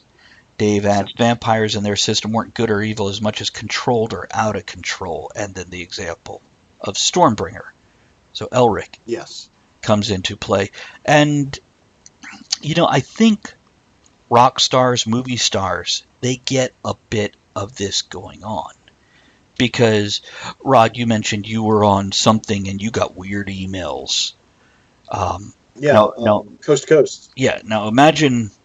Wait, Coast to Coast out of... Coast to Coast AM, Art Bell's old show. Okay. So yeah, it's even as somebody with a certain level of fame, we could even look at our president here. There would be a level of where you cannot be emotionally involved in all the people coming at you. You have to detach to a certain point to be able to function. Otherwise, you're giving so much of yourself out that Yeah, no. Thankfully, we're not at that level yet. I am never going to be at that level. No, I don't think I will definitely turn into the Forrester type writer where I, seclude myself from the world before I turn into that. And a cool Neil Gaiman story. They do a thing up in DC. I don't know if they still do them or not, but every year they would have like this big thing out on the mall where they'd have writers come and set up tents, and you could come and maybe buy the book, get the autograph. And Neil Gaiman apparently, at least one year, stayed until every single person got their book signed. He basically, a lot of folks will get you get to a certain point, it's like, okay, I just can't do anymore, I'm done. Right. You see that a lot of like Dragon Con and stuff like that, where folks will do autograph lines and they'll just get to a certain point where it's like, okay, I'm done now.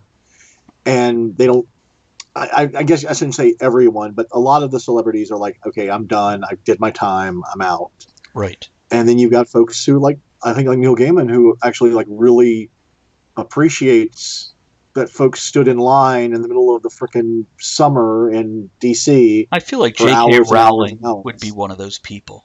You've got to appreciate. I think she appreciates. Yeah, I really think there's some, but a lot of celebrities, I see where you're saying they kind of detach because they have to, because otherwise they don't have anything left for themselves, which is what happens to a lot of them. Really, I think that's a good consideration. Lots of comments from your two buddies here. Funky System do you have Twitch up? Are you seeing what they're writing also? I do not. Okay. I actually do. I was afraid to touch anything. I don't blame you. But let's see here. Jack Lantern, loss of sanity, loss of humanity, great mechanics, no alignments, but loss of humanity for things. He mentions George Noory, compliments you on the Coast to Coast AM. And then Dave says, Gaiman stayed for multiple extra hours. Yeah, he's a gem. Yeah, you got to realize. When were you on Coast to Coast? Is that the same show? When were you on Coast to Coast? I can tell you. Hang on 1 second. Hang on. No. I'm going to take these off for 1 second. Okay. Hang on. Okay. No,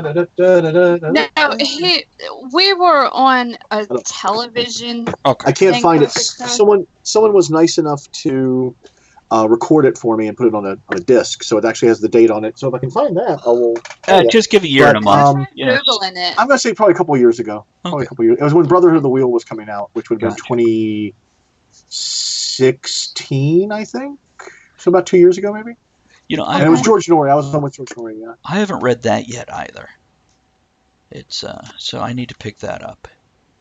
I got an update on TV show stuff for Brotherhood. I didn't even know you had stuff going on. Tell me. No, first of all, tell everybody what Brotherhood of the Wheel is about, and then go on to the TV stuff.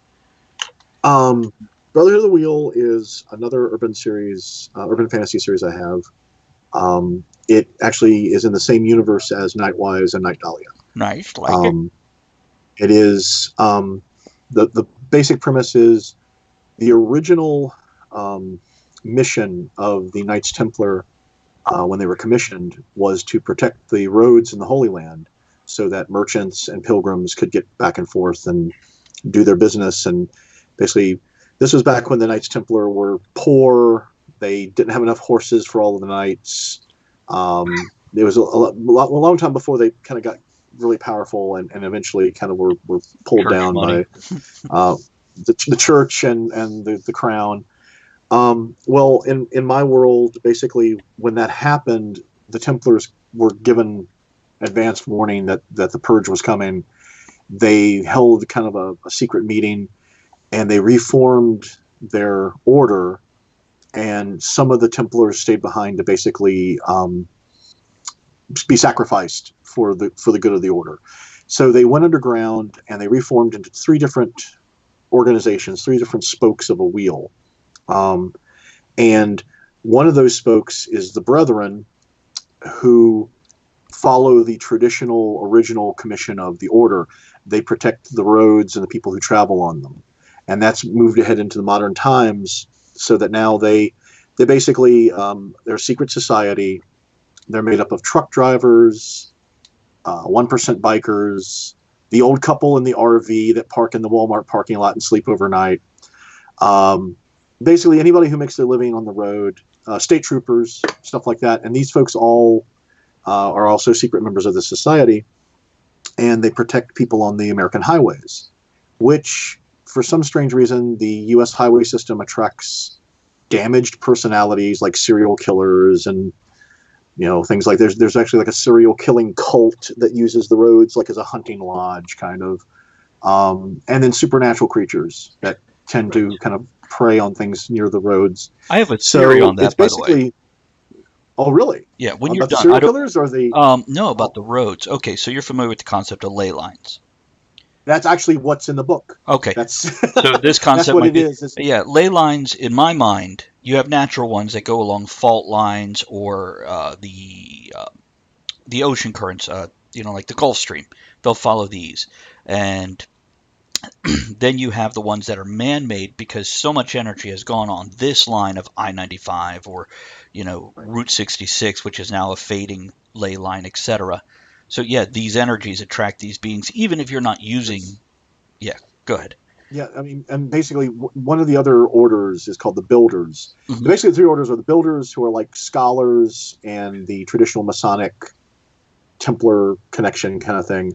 The Benefactors, who control political power, money, kind of all the kind of the temporal strings of power. And then the Brethren, who are basically like the grunts. They're the foot soldiers. They're the ones who actually go out and fight the fights, fight the creatures and stuff.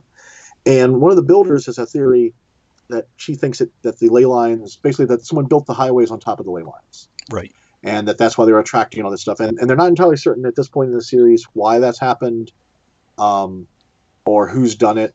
But there is basically a kind of a big meta plot conspiracy thing going on with that.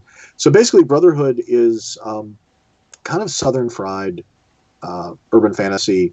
The main character is a truck driver. He's got a beer gut. He is not your square-jawed typical hero. He's a family guy. He's trying to pay the bills. Did you write yourself into your book there, Rod? I do identify with this man. It's understandable. Well, that's something I tell people about any main character. There is some element to me that I have exploded into that primary character. So. It's true. It's really true. And he's just a good guy. He is as much. When I wrote Nightwise, which I said they're set in the same universe, and in one of the chapters of Nightwise, this character shows up. And my agent really liked the character, and she's like, "Do you want to try to do something else with this?" And I was like, "Yeah, I can do something else with this." And that turned into Brotherhood.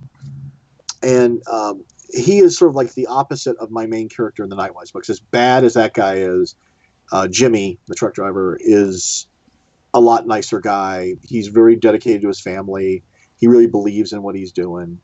And he tries to decently, be like a decent human being. Right. So basically Brotherhood is basically the first book is introducing the three main characters and kind of the world. And then I have the sequel coming out in early December called King of the Road. And that's like continuing the story a couple years later, or about a year later. But last year, I got contact from my agent that the agency that she works for had been contacted, their lawyer had been contacted about buying the TV rights for Brotherhood of the Wheel. And I had to keep quiet about it. I did a little dance around my room and tripped over stuff. Tell the three people you could tell. Yeah, I had to kind of keep it quiet until everything got finalized. And then once they announced it, I announced it. And I talked to the producer yesterday, and they are still pitching. This they pitched. Is the perfect time. With Supernatural going off air, there's a void, and you have a potential. Go on. This is a good time, though. So basically, they've pitched to 5 places in the last year. June, there's kind of a cycle to it. So they bought the rights, I think, in May of last year. So they kind of didn't have time to pitch to a lot of places in June. Mm-hmm. So they're pitching, as far as I know, they're going to pitch this year to the other networks and stuff like that. So it's not a done deal, but it's happening. It's out there going on. And I talked to them yesterday, and they're very excited. They're still really excited about it, and they really think it's going to happen. It's just a matter of, trying to explain all that stuff to network guys. Yeah, is they're not exactly usually the most friendly or open to. Isn't that weird? Stuff. Isn't it weird? They're in the entertainment business. Yeah, and they tend to be really But and I get it that they know numbers, they know polls, they know this, but they have to understand there is a cult underbelly that has always been popular. From Dark Shadows moving forward, we have always had these things, and though they don't hit the mainstream like a rocket, they hit the underbelly like a razor, and they grow, they blossom, and it takes a few years, but if you can get that first season with good directing, good pacing, and an actor that walks in like he already is his character, that character has to have history that makes people go, I want to know more. There's obviously something here that this person has done that we haven't seen yet, as well as what they're currently. Yeah, I'll support you, bud. It's if you don't get to a point where you're like, man, I just don't have time. But even if you do, I'll support you. Never going to happen. Never. See, never. that's how I plan. I never want to be like for Talk of the Tavern to grow. I want to be the Johnny Carson of the modern talk show. I want to be able to bring everybody in. Yeah, you need an Ed McMahon. You have to. Can you do Ed McMahon? Can you pull that off? Andrea, I was gonna say, am I Ed McMahon? Yeah. Would you want to be Ed McMahon? I mean, who wants to be Ed McMahon? Can you do the Ed McMahon guffaw? I don't know. I'll be my own Ed Probably McMahon. Not. I'll work on it. See, okay, get ready. Right practice. Now, I have a tiger. There's a whole conversation going on between Mark and Dave, and I love that because they're not talking to us; they're talking to each other, and that's what I want in the chat Would Mark box. and Dave like to share with us? Oh, I could read it out loud, but they're You want to share with the whole class? Well, here's the thing. This is why we're different from other talk shows, because you're not just, the audience is not just interacting with us, they're interacting with each other. And that's really cool. And also with 3 hours, we have time. It's not just, hey, what's your new book title? Hey, when's that coming out? Hey, tell me a funny story. Okay, get off. Yeah. That's a lot of well, that's a different type of show. How you doing? And also, we could use adult language, which we've seen in nighttime talk shows now, where they're having more real language. But yeah, this is the tavern. We can have a drink, we can have a smoke, or not. And yeah, this is how I want to grow. I want to grow with all the folks who are, and that's something else. Even if a year from now, we've got 10,000 people watching at any point in time, which is something that can happen on Twitch. I still want to be able to bring in the Rod Belchers, who I have a handful of books, and I'm not Stephen King yet. I'm not Dean Koontz. I'm not J.K. Rowling. I'm not George R. R. Martin. But we'll take them on the show, too. We're not going to just leave them out. I absolutely want them on also, because this is why I love a small con instead of San Diego Comic-Con or Dragon Con, because I couldn't talk to you in a hall there. Well, oh yeah, it'd be like it's like a stream of it's like a river of people. Mm-hmm. But a lot of, like you were saying earlier about there is a even though geekiness has kind of become mainstream, mm-hmm. it is not. It's sort of like corporately approved geekiness has become mainstream. A lot of stuff is still not, it's still kind of, shunned a little bit, but, I think a lot of authors, a lot of folks who are like, George Martin didn't happen overnight. No. He's been working since the 70s, yes, I believe, and he's done a lot of amazing stuff. He signed my coloring book. Oh, did? And I talked to him for like 5 minutes at Mysticon, and he was a nice guy. But I mean, that guy didn't happen overnight, even though it seems like it happened overnight to a lot of people.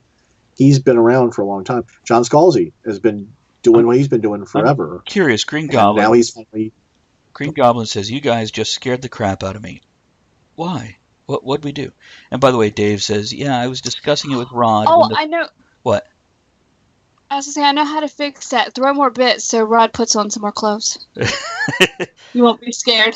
Oh, that's funny. Green Goblin says, I forgot I had your stream on, went out of the office and thought someone had broke in when I returned. Dave says, yeah, I was discussing it with Rod when the first call came and the supernatural community seemed a likely group who would jump at brother. Okay, X-Files versus Supernatural. Have you watched both of them, Rod? Yeah. Yeah, and actually they're showing X-Files on BBC America now, and that is the early X-Files are so freaking good. They still are. They're great. Like Supernatural better. Well, and it's a different. The character development is just so much more there, and that I love a character. I really think, basically, and actually, fun fact: some of the folks who were early developers for Supernatural were former X-Files people, and it makes sense. And I'm not saying X-Files is bad at all. I'm just saying. Oh no, it's just a different beast. Supernatural is a lot more like it's guys on the road. You have a brother vibe going.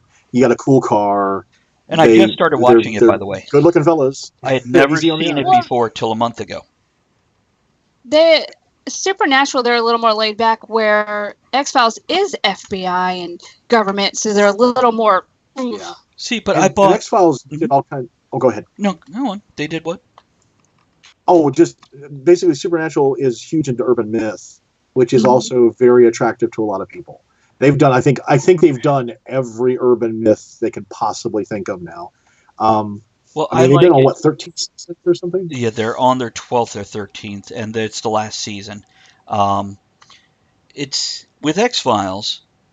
It took them a while to get into a season-long story arc, and I love where modern television or series has gone, where you have, each show is a show, but you have this overarching season-long or even series-long storyline. And you'll have smaller arcs across 3 episodes where you get one character that comes in who you like, and they carry him for 3 episodes. Flash did this a lot. Daredevil, people are like, Daredevil is incredible. I'm like, this is what TV should be. This is why soap operas were popular, but they were terribly boring to me. By the way, I've got to read some of these comments here for you. Oh, sure. Yeah, it's, let's see here. Okay, discuss Supernatural would jump at the Brotherhood show. Yes, they would. It is Sons of Anarchy meets Supernatural. You have a fucking crowd that's waiting for your show. Even if we watch it and go, that's not what Rod wrote. Anyhow. Yeah, it's, that's actually something else that's kind of cool is the contract I signed initially. They wanted me on board creatively. They wanted me to help with the creative content for the show, which is very rare in television. They usually don't want you. Right. They want you. They want your IP. They want the property, and then they want you to get the hell out so they can do whatever they want to do. I tell you what, if it goes, then I definitely want to set up the monthly gaming show with you on it. Where, we might mention the show, but here it is. You're accessible to your fans in a different format. It humanizes you. That creates loyalty. And actually that's what I was kind of saying with like Scalzi and Gaiman and a lot of these other folks is I really think they have gone out of their way. George Martin, I think they've gone out of their way to stay connected to the roots. Stay human. Yeah. Okay. So the comments. I'm sorry. Do you want to finish? I just want to go back to them when we're done. We kind of jumped all over. I'm sorry. We did. No, we're okay. This is good stuff. This is what I like. And I can't interrupt and go, okay. So let's see. Dave says George Martin was editing the Wildcard series and other series for years. Okay, George Martin and his editing and getting stuff out, that's a whole other topic. And I'm not saying I don't sympathize or relate to the guy, but God damn it, can you put something out on a regular basis? Mark says George Martin's first story published 71, if memory serves. And he says, is that a Cap show, Rod? He meant Cap shirt. Show your colors. Yes, that is a Captain America shirt. Millennium Seasons 1 and 2. Dave says Rod was a big Millennium fan back in the day. I'll have to. Yes. And Millennium was awesome. And Mark stalked Lance Hendrickson for years. I loved Millennium. I thought that was a very cool show. I haven't watched it. But I'll have to. It was the same. It was basically Chris Carter after he got some cachet from X-Files, pitched the show, and it was I don't even really know how to describe it. Very dark. It was set in the last years of the 90s, and the whole thing was basically the main character was a former FBI guy that hunted serial killers, and he had joined this like kind of mysterious group that it's called the Millennium Group that had something to do with the end of the world and trying to stop it, and how the world was going to end at the millennium. Is it on Netflix? So it probably is. I know it was on like one of the horror channels. Had it on for a while. I'll have to I pull was it actually up thinking and about check that when I was watching X-Files the other day. I was like, well, I wonder if Millennium's still around somewhere. See, I went and bought 10 seasons of X-Files because everybody said it's a great show. I wanted to watch it. I got to like season 3, dragging through it, and I'm waiting for it to hook me. Because though the topics are interesting, the characters, you never really connect to them. And they could. It could be... Okay, in Supernatural, the reason you connect to the characters, or the Orville, if you haven't watched that, go watch it. Oh, I love the Orville. I love that. You connect to the characters Season immediately. 2 next year. Yeah. But you connect because they have these little moments that seem useless, but they give them so much more depth. The jokes, the teasing. This is why I like to tease, like when you're coming on and I'm like, oh, he doesn't have a top of the head because of the glare. It personalizes, it humanizes, it, yeah. I think it gives me kind of an angelic glow. Well, you can lie to the public all you want, mister. But let's see. By the way, Andrea, question for you. I think the number of R's in his name is very based on questions asked by his fan. He's a crotchety old guy sometimes. No. Well, no. Did you read the things before it? You think you missed a few R's there, yeah. Yeah. Well, R. he wrote about GRM as a long-time working author writer, not poking I at think him we for his just need to publishing pronounce schedule. his name as Gurm. I need to call him Gurm, Arden. Now, George R.R. Martin is all well and good, but if you really want to talk about, the pinnacle of fantasy literature, you want to talk about Gary Gygax's fantasy novels. I am mixed right on here. Gary. First of all, you really should have a show where people just read out of these things. You know what, better yet, go back to Fafhrd and the Grey Mouser. Oh, I love those. They make me want a game every time I read Fritz's work. I'm like, I just put the book down, start a game. Someone gave me this as a Christmas present, and it is gold. It's like Eye of Argon, except, Gary, when he did his game system, as much of a genius he is, when you got, like, Greyhawk, he had weather patterns and political systems. He loved the technical details, which gave depth to the world, but it was a hard concrete wall of depth. And for a younger person in their teens playing this, as much as I was fascinated about it, it was hard to work into a game reasonably. By the way, Millennium Pseudo-Secret Society brings a former FBI agent who specializes in serial killers to hunt killers, trying to prevent a series of prophetic Nostradamus cantos from occurring, leading somebody copy-pasted. But good. That's a nice blurb there. Epic rap battles between Tolkien and Martin. That's also cool, by the way. I don't think I've seen that one. First couple seasons of Millennium are worth watching. Third season cannot. And actually, they finished the show up. It got canceled. They finished the show up in the X-Files because it was set in the same universe. So there's a final episode of X-Files near the end of when I was still watching it. That was all about wrapping up the stuff that happened in Millennium. So here's another series that they're rebooting, that people are on the warpath about, and I'm all about rebooting it. Stargate. Originally supposed to be a trilogy of movies, but the second and third never happened. They came out with the TV series. I think Stargate done in the modern format would be so much more captivating. Because I've actually got a friend who's a huge Stargate fan, and we started watching season 1, and we got diverted. We were watching Babylon 5, which is also a really cool show. I have not seen it, but I hear it's the best sci-fi show ever made. Sci-fi military. I would say it is in the top 5. Well, Orville's number 1 in my book. The robot with the leg, stealing the leg. That was the best. Yes, it's. The best. By the way, you've been told to put that book away. You must not open the first seal. But his writing is good. Now here's somebody who his writing is mixed. Ed Greenwood. Oh yeah. You ever read any of his books? I know his stuff from D&D, I think. Right. Well, he did a series of novels, and they were okay. I enjoyed him in my teens, but I got an advanced reader copy of his steampunk book. And after this, I had issues getting into it. And I went and looked up his Amazon stuff because I enjoyed quite a like Spellfire and these other books that he did. And I went and looked at his Amazon author page. His bio is this long. He's going into every award and every person he has ever met into that. And I'm like, oh, okay. And I spoke to Frank Metzer, who wrote the Red box set at a convention and a few other times. And nice guy.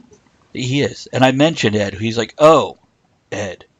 Yeah, he'll talk your ear off. And I'm like, okay. So it's not just his bio. Mm-hmm. Yeah.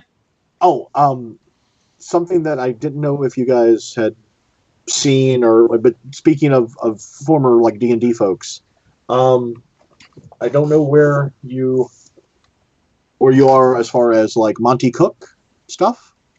I know. But Monty Cook has been involved in D&D since he was a teenager. He's worked for them. He's done a lot of different projects. He's been in development for, I think he started working on 2nd edition D&D. He was one of the main guys in development of 3rd edition. He was involved in 4th edition, I think. And I think he might have been involved in 5th. But he has his own game company, Monty Cook Games. His major editor is Shauna Germain, who is a great author and very nice person. They're both great. They have a system called Cypher System, which is generic. You've seen this? I have not opened the book, but I've seen it on shelves. So go on. It is actually something I'm really interested in doing something with at some point. It is a very different kind of gaming system. That's one of the things I actually kind of liked about Monty Cook. Tends to kind of do things he did a thing called I want to say it was called Unearth Arcana, but it was basically a book for 3rd edition D&D that was like an alternate universe player's handbook. It was as if the player's like some universe where this player's handbook was the one that came out instead of the one that actually came out. Okay. It had different races, different magic. That's not a whole bunch of like optional rules and stuff. Unearthed Arcana was a great book because it brought in the Barbarian and a few other things. Okay. It also I'm trying to remember what the. But yeah, I loved Unearthed Arcana. Yeah, it was basically this. Whatever this was called, it was basically he did like an alternate, and also for World of Darkness, he did a thing called Monty Cook's World of Darkness, which sounds a lot like Monty Python's Flying Circus. It does. But he did basically a campaign setting for World of Darkness, where the apocalypse happened, where the elder vampires woke up, the worm and the Guru had their war, and basically it was like what happened after that. So. He's done some really cool stuff. He's very creative, and he has a game system out called Numenera that uses the Cypher system. And Numenera is basically kind of like science fiction D&D. It's adventuring around Earth after I don't know however many billion years in the future, where there's all these remains of all these different civilizations with different technologies that have kind of been left laying around. Somebody rebooted the sun so it wouldn't burn out. There's time travel technology and all this. So you're basically playing these folks who live in this world where this stuff is just scattered all over the place. And there's also some generic engineering. And there's all these weird creatures and stuff. So it's D&D, but it's like D&D with science fiction stuff thrown in. Can I put my book timeline? Yeah, but please. By the way, a few things here. They're all agreeing with you, Cypher. And I'm trying to remember which one is which. Mark said, agree, a reboot of Stargate in a modern setting would be interesting. It's not so much a modern setting as the modern style of laying out a show that I'm interested in. And by the way, he also says Arcana Unearthed was the book that you're referring to. Okay, awesome. I love tying my books together. So I have medieval fantasy, which the series that I'm writing right now is the apocalypse of the medieval fantasy. Then go into a Dark Ages, and 500 years later you had the Renaissance. We now have a steampunk world 500 years later. But you still have the same land masses. You still have some of the same history and whatnot. Now, this is, and this is not an original idea, I know that, but that world is set 35,000 years in the future of this world. So everything has had time to collapse, mutate, become new species.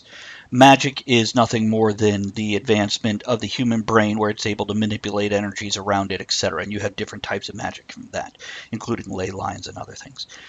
But in the modern thing, what I have is I've taken it, and the first step is moving forward into the dystopian superhero thing, set sometime in the future where global climate change has altered the world slightly. And then you start getting into genetic manipulation. That, moving it forward a couple hundred years, you have a species that I tie all the way back historically to BC era. You know, are you familiar with the shape-shifting reptilian race that supposedly runs our governments?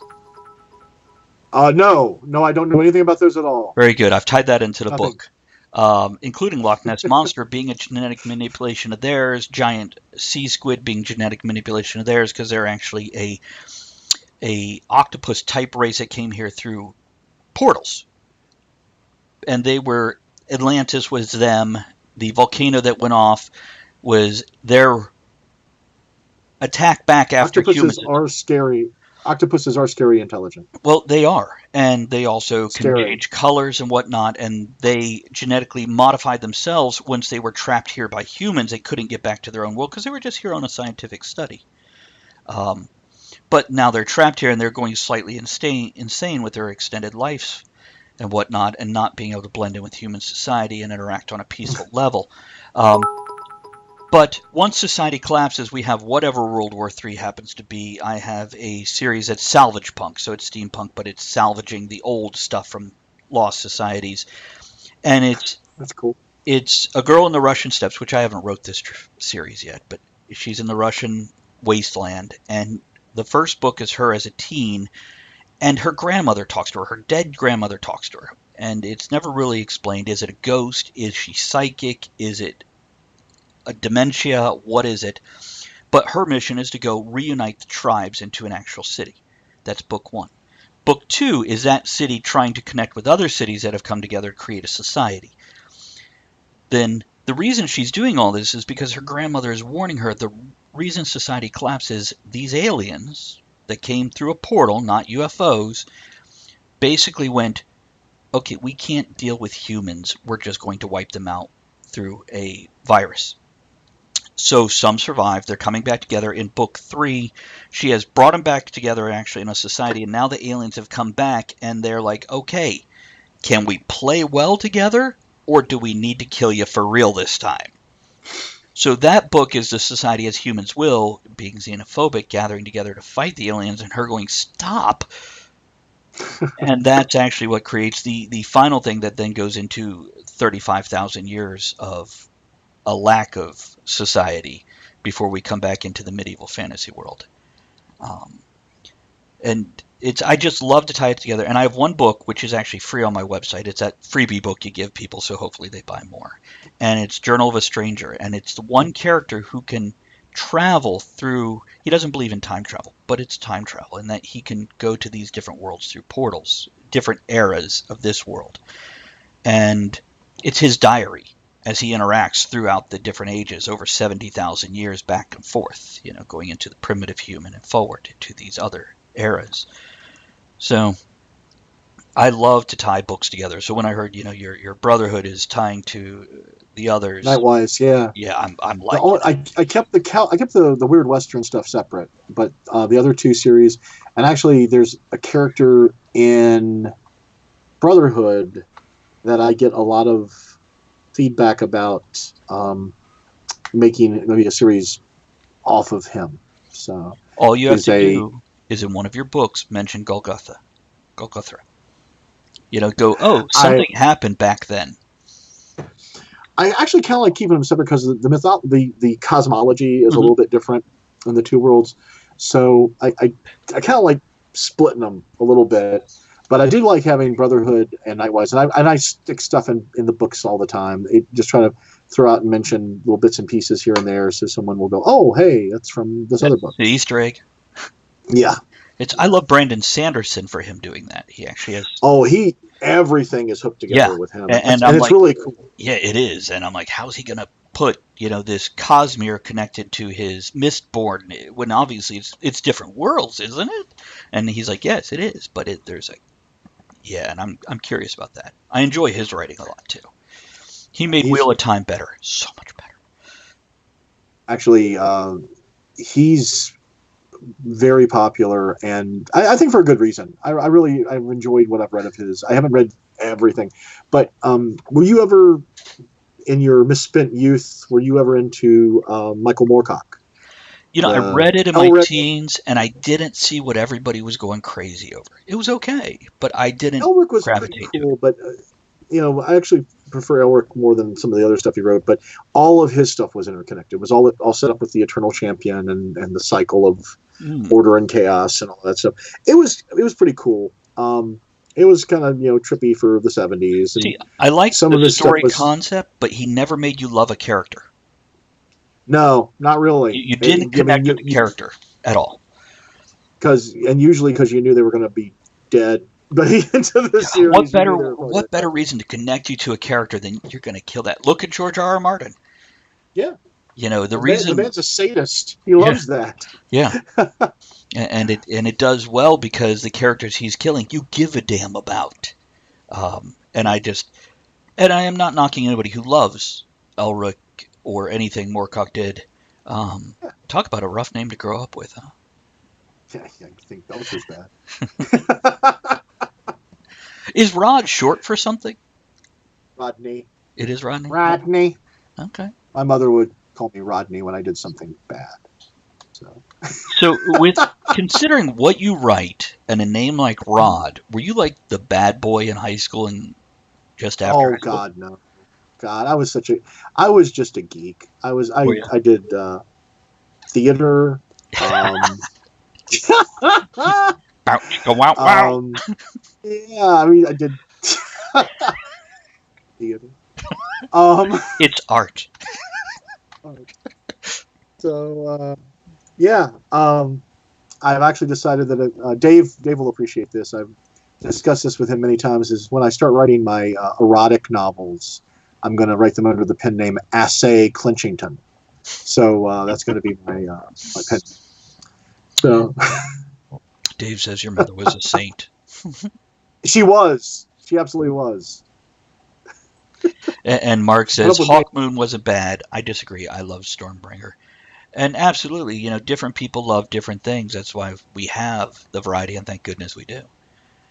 And part of it was, if you think about it, one of the things I really kind of do love about Michael Moorcock's stuff, and especially about Elric, is Elric was the first.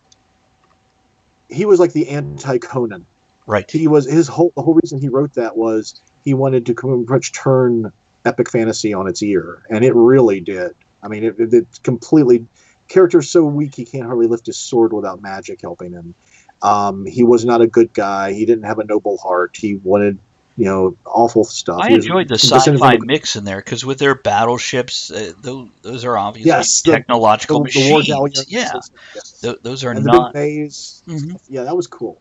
There's So cool stuff in there. I love the concept, and in no way do I knock it. I just didn't connect. That's all. So I want to, especially after listening to people talk about it. I'm like, no, this all sounds so cool. And then, yeah, Stafford and Grey Mouser. Let's talk about Fritz Leiber again. Just ask Clinchington, an author for the ages. Yes. Damn it. I was at a Dave and I think my kids. We were at a convention. It was Shore Leave. I think it was Shore Leave, and I had just had a book come out. And Tor had me there to do like a little promo thing. And on the way up, we came up with Assay Clinchington as my erotic pen name. And and I'm on the panel, and part of the panel was they were basically taking down the names of people in the audience and putting them in a bag. And then one of the Tor editors was like pulling the names out and announcing the winner of the free books. And for my book, I ended up pulling Dave's name out. Uh-huh. And my son, and I forget who else was with us, but basically everybody there who was with our party was like, going, put Assay Clinchington in there. Write down Assay Clinchington. Put that on the piece of paper. And Dave wouldn't do it. But if he had done it, I would have been pulling Assay Clinchington. It's one of his great regrets of life, not doing it. So then the editor would have had to pull out and say, Assay Clinchington. Present. And you would have had to read the name out loud. I'm a failure as a best friend. Oh, by the way, Mark says mine was Solomon Kane, which was a gateway to Conan. Ooh. Elric I got into because the original First of Deities and Demigods with Elric. By the way, God bless, no pun intended, Deities and Demigods. The first one with the Arthurian and the Cthulhu and the Babylonian, was that the other one they had that they removed? And Melbourne, the stuff from Elric. That's right. Yeah. So, those were gateways to other fantasy, and I think I would have loved to see him stay in there because Gary put it in there out of love for the genre and the people that helped him get places. And it had Fafnir and the Grey Mouser in there too. It had all that's right, all the mythology stuff. from yeah. It's and it's a wonderful book. And some people are like, when we're talking Christian-based mythology and whatnot, also people are like, "How do you know so much about it, Travis?" I'm like, D&D. When I opened up the Monster Manual and you have Beelzebub and you have all these other demon lords and whatnot, that is because somebody did research into different cultures, mythology. Oh, didn't they also have South American gods in there? Aztec. Yeah, they had Aztec stuff. Yeah. It's which was cool. Yeah, it was a textbook for those getting into it. And a lot of kids, that's probably how they were introduced to a lot of that mythology, is through deities and demigods. I am sure we got some archaeologists because of Dungeons and Dragons. Yeah. Actually, I have a story. The guy that I went to high school with, his name was Sean Tickle. Sean was a football player. And one morning he walked through the lunchroom. So wait a and minute, I was running you can get the tickle tackle? The tickle tackle. That's yes, great. Indeed. Go on. Sean looked over and two or three people. I was running a D&D game in the mornings before school. That tells you how how bad boy I was. And Sean's like, "What are you doing?" And we started talking about it. He made up a character. He fell in love with D&D. He ended up starting the D&D club at school. He got some football players to play D&D, which was pretty epic. In the 80s, yeah, and he, this was not cool. This was not, kids, it's cool now. It wasn't cool then. You don't know how easy you have it. That's right. Back in my day, we had to color in the other part of our D20s.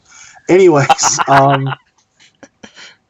and basically Sean ended up pursuing a scholarly career involving medieval history and medieval literature. He specialized in Tolkien. I think he did a dissertation on Tolkien. I mean, it was just really cool. I mean, it's like his whole life was kind of, I think he would have maybe gotten there anyway, but I do think D&D really kind of helped kind of cement that for him, that was the kind of stuff he was interested in. He just loved it. He just got voracious about reading as much mythology and literature as he could, and he came at it really as a scholar. So yeah, I wouldn't be surprised if we have archaeologists and one thing, some petty thieves. Some petty thieves too.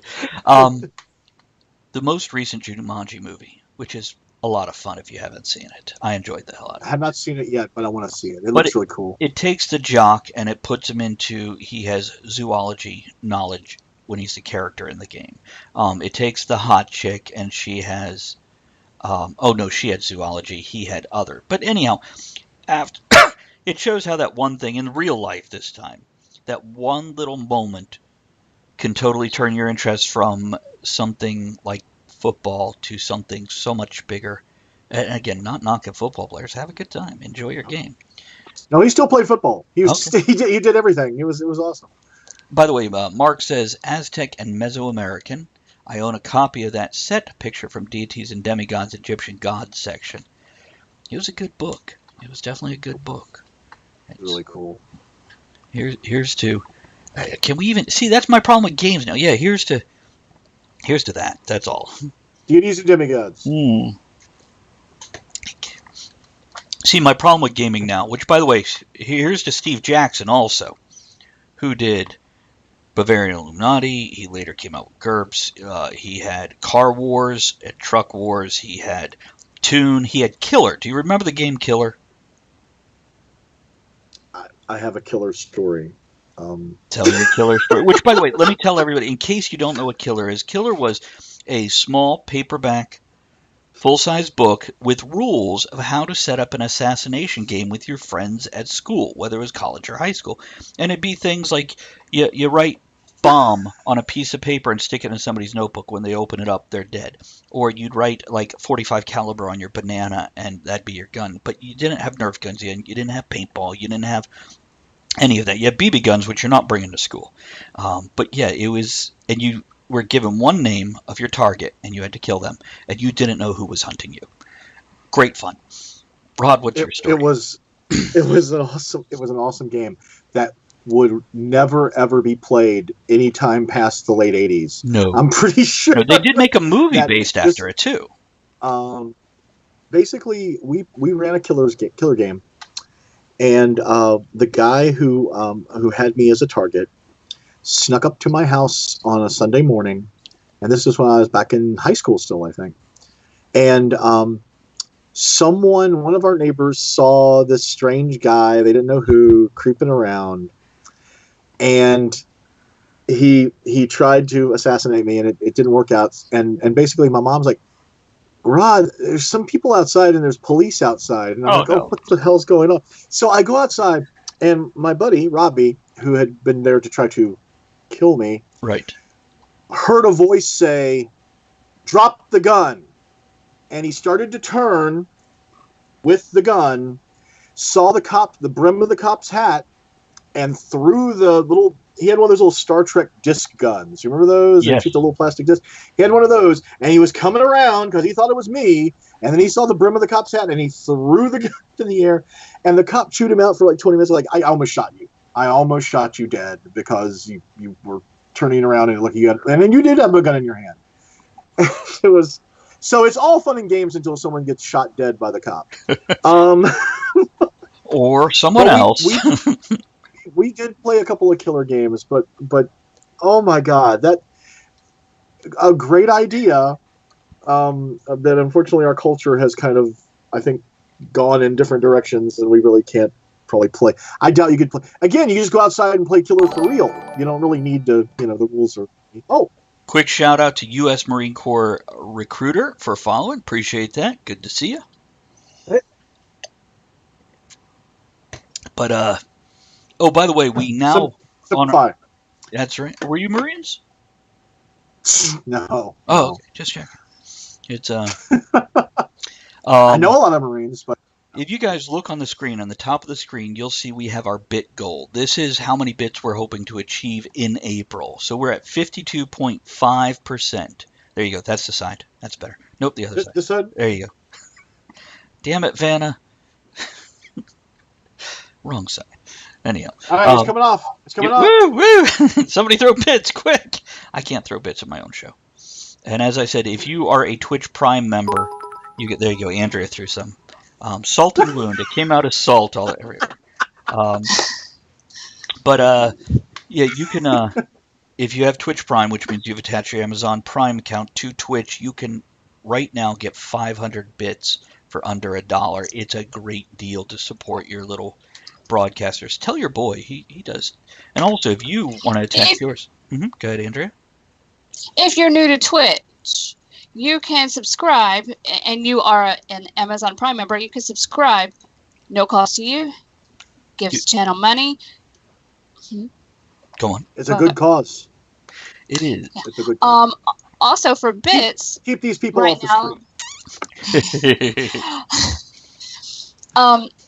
Right now, there is a special. You can get 500 bits for less than $1. That's $5 for less than $1, and you can throw your bits around. You can also watch videos to get free bits, anywhere from 5 to 100 per video that you watch. Yeah, it's and this is your guys' pub. This is your tavern. This is where we get together, have a drink, talk, and laugh.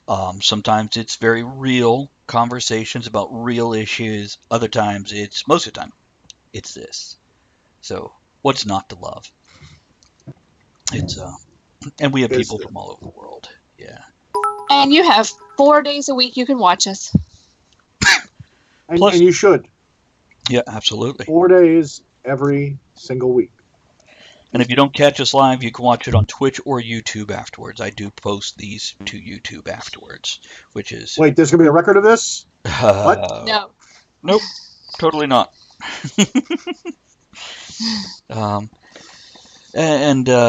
Mark says, this has been awesome. You guys have a great show. Thank you. And Green Goblin says, if I only could drink at work, see, if we're in the 60s, you could. I guess I could, but may have more free time than I wanted at the end. There we go. It's just a decent show, too. We just went to the theater and saw The Post, which we saw it at Bird Theater in Richmond, by the way. Rod, I'm guessing you know what that is. Oh, yeah. Beautiful theater in Richmond. I saw Akira in the Bird Theater. It was awesome. I bet. I went and saw on Christmas, they always play It's a Wonderful Life, which we're all tired of. But when you see it on the big screen, it is a different movie. Especially when you have the Wurlitzer, the pipe organ come out of the stage before, they do a little sing-along, goes back down, you watch the movie, and it's only $4 per ticket. Back when it was $2, on Andrea's birthday, I took her out on a $4 date. We went to Hollywood Cemetery first and walked around it. Oh, that's really cool. Went to the Art Museum 3 blocks away from Bird Theater, walked around it. That was free. So was the... Oh, thank you. Thank you, Dave. Oh, thank you. Hey, thanks, Dave. And... and our museum... The museum was okay. It's a little boring, but when we go to museums, we take selfies with the penis statues. Yeah. Or we'll hold the phone up so it looks like the statue is taking a selfie and we'll photobomb it. We do all kinds of crazy stuff. And then we went to the Bird Theater where it was $2 per person. And yeah, we had a $4 date, which then we went out to eat. And Andrea went to Bygones, which is right next door, which is an awesome vintage store. And she bought it. Oh, wait. Yeah, I remember that. It's a beautiful store. I try to stay out of there. Oh, yeah. Is One-Eyed Jack still down there? Yes, it is. Okay. I like that game store. And Dave said when he comes up out of the floor, the crowd greeting him like a rock star is magnificent, and that's even before he starts playing organ. And then Mark says, Bird is a great theater. We saw Raiders of the Lost Ark there last year. Oh, yeah. Cool. I always, as a matter of fact, on Instagram, I posted a series of like 7 pictures, and like 4 of them are inside the Bird Theater because it's beautiful. And by the way, go ahead. Oh, go. I'm just going to say, we have an old theater here. I think it's a contemporary of the Bird called the Grandin here in Roanoke. Nice. That you guys might want to check out. It's very cool too. I don't think they have an organist, but it's the same era, and it is really pretty. It's beautiful. It's worth going then, just to see. And that's something I explained to my son is not only have you been in a theater, because we took him to see The Post, which I want to talk about that a little, as well as a few other movies that relate. I said, you're now in a theater built in the 20s, and you're seeing something that most people our age have never seen with that Wurlitzer coming out of the floor, let alone kids your age. You have a piece of history that you have experienced now that's beyond something. Kind of like with the drive-in. Yeah, same with the drive-in. And this is part of his childhood now that he can talk about that other people are like, wow, I've never... Dave says, I was able to see Casablanca and Wizard of Oz at the Bird. Nice. Oh, Casablanca is my favorite movie ever. You know, it's surprising. I watched it once, and I have it on DVD, and I want to watch it again. But I was surprised how much I enjoyed it. Hey, thank you, Jack. There. Appreciate that. That's Jack Lantern. That was Mark. Mark. I need notes. Mark. Thank you, Mark. Yeah, absolutely, buddy. So The Post. Tom Hanks, Meryl Streep. Basically, when the Washington Post became a real paper instead of a small-time paper, all with the Nixon stuff going on, and when they found the files about Vietnam, I believe. Pentagon Papers. Yeah, and they published them, and New York Post, or the New York paper, got banned by the court, and they went forward. And Times. It made me look at our modern era with how we have so many divided and very one-sided news agencies. Whichever side you are on, they are fucking one-sided. And where do you go for the real story, the full story? And the responsibility of the newspaper to bring this stuff forward. And what do we have now? You know what we have now that covers this? YouTube channels. We have basically independent journalists. I miss the days when we used to have like every major town had 2 or 3 newspapers. Right. And they all had slants, they all had biases, but if you read from all of them, you probably got something approximating the truth if you put them all together. There's been times I have gone to CNN.com and Fox News and went to their little search bar and searched the same story. And if it is and you get... Well, most of the time what you get, CNN will not print it at all if it's anti-liberal.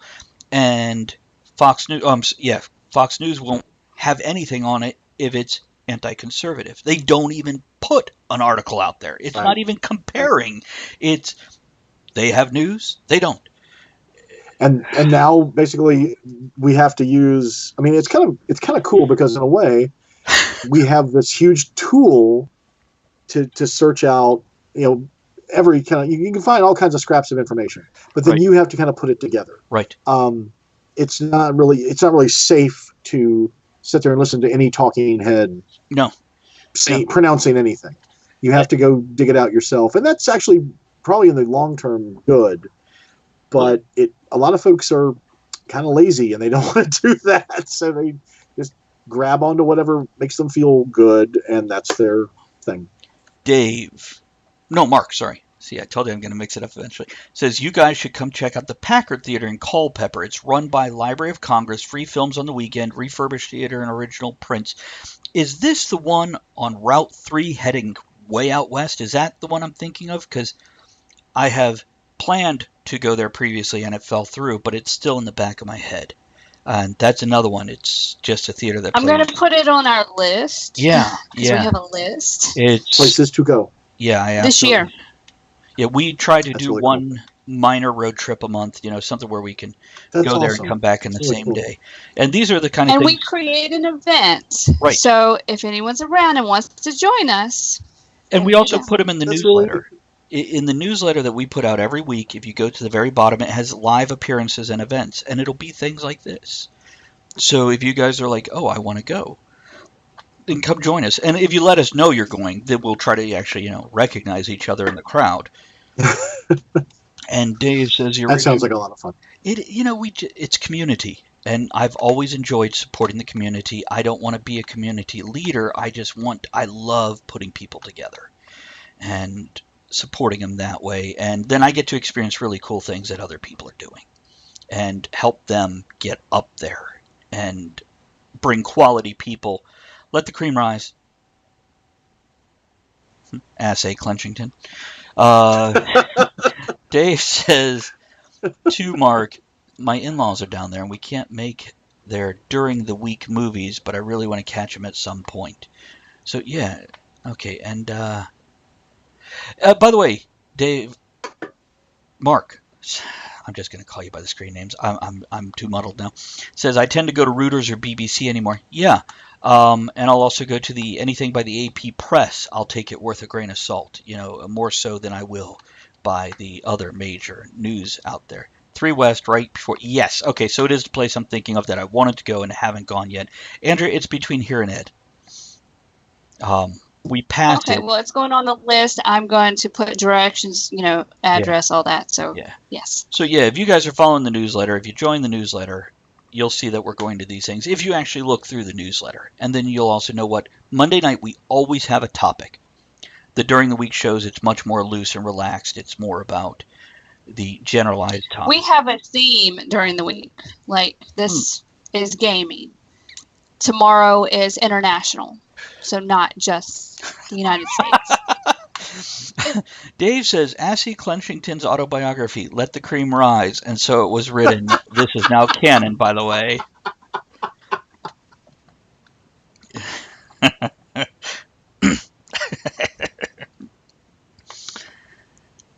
Here's to letting the cream rise. Hear, hear. Hey, by the way, for anybody that goes, oh, it's only afternoon, how can you be drinking yet? I refer back to Mad Men. Yeah, there is nothing wrong with a 2-martini lunch as long as you know what you're doing afterwards and how it's going to affect it. Which is kind of what this was going to be called. There's the newsletter, guys. Lunch. I like that. Yeah. There's the newsletter. And I would put it to them. Mm-hmm. Go ahead. I put it to them. Why are they not drinking? Well, Goblin's at work. By the way, Camel, are you still with us? What other show have I talked That's about? what stairwells are for, my friend. That's what stairwells and paper bags are for. That's what Starbucks cups are for.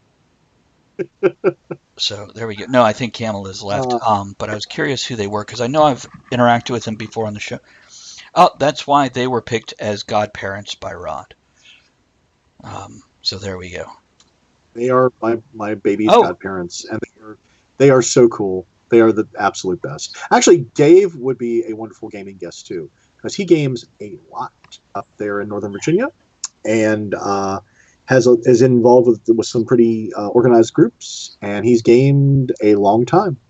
Well, that's and yet he's not completely decrepit like me. So well, on Monday nights we have 5 of us on. So my point is we don't have to do one guest at a time. There is potential for doing Dave and Rod. Well, that sounds dirty. Could we do it like the Brady Bunch and like have the little head things all set up, with you in the middle? And, it's what we as do. Alex, that'd be awesome. Eric Goblin says I'm pretending to work doing IT stuff. So yeah, we're great background noise. There's probably only 2 or 3 people in his office that would know he's pretending. Because they're not IT guys. He can make it look very official and very important. It's a mystery. Look at the magic that goes on in there. Ooh, magic box. Andrea, I just clicked the link that Mark just threw up. And Dave says, because we're classy as fuck. I assume he used that accent when he typed that. Oh, I just clicked on the link. It's the same page I have up. So.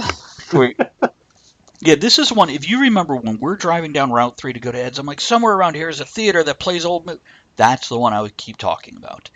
And you're always like, oh, I don't know. Okay. It's I do have to recommend one more RPG. Yeah. So I'm duty bound to recommend one more. What do you where we go? Cheers or jeers? Actually, thumbs up or thumbs down, guys. Let's see what we got. Okay. First of all, the most fun I ever had as a referee running a game, ran it for several years, was the Amber Diceless role-playing game. Oh, Diceless. Tell us. Diceless. Oh. It's a lot of work. It's actually, I think, more work than I ever had to do as a referee, but it was so worth it. I really enjoyed it a lot. And it is a different kind of a system. Actually, I think Fate might actually be sort of a derivative off of Amber. Like, I know that there's folks who really love the system, and they've been kind of trying to do. Goblin says, I seriously told a manager earlier I fixed their PC after downloading more RAM for the flux capacitor. That's beautiful. Okay, go on, Rod. We're going to reverse the polarity on the warp drive. So yeah, Amber's just a really cool system. If you get a chance to check it out, it is out of print as far as I know, but you can still find copies of it, and it's a really fun game. Ever play really Paranoia? Oh yes. oh, and in the same vein. Yeah. Actually, this was the other game I kind of wanted to. That's the same era. That's what made me think of it. Whole. This was actually put out by White Wolf Games. Okay. Whole, Human Occupied Landfill. It is. I can't even begin to describe it. It's like if Hunter S. Thompson wrote a role-playing game. It is insane, and it is a lot of fun. But Amber does stuff like You bid on with the other players for your stats, and whoever wins is the best in that stat in the game. So you can work together and go, you're the strong guy, I'm the gun guy, I'm the machine guy. You can, but it's pretty much set up so that the whole point, it's based off of Zelazny's Amber books, and the whole royal family of Amber are all like demigods. They're all like ridiculously powerful individuals, and they're also brothers and sisters, so they don't get along at all. So you're basically playing siblings. and you know, one person will be the strongest person in their generation. One person will be the best at warfare in their generation. One will be the smartest, or actually, I guess the most tactically, most psychically brilliant or whatever. And it's just a really fun game. It does take a lot of work for the referee, but it is so worth it. Few comments. Go ahead. Oh no, go on. I was just going to say that's basically. It is one of the games where we actually saw the most creative output from my characters. I had people put props together. They made props of swords and stuff like that from the game. People did poetry. They did art. They wrote stories. It was a lot of fun. It was a very, very fun game. So Dave says Amber Diceless, quote, I trusted him like a brother, which is to say, not at all.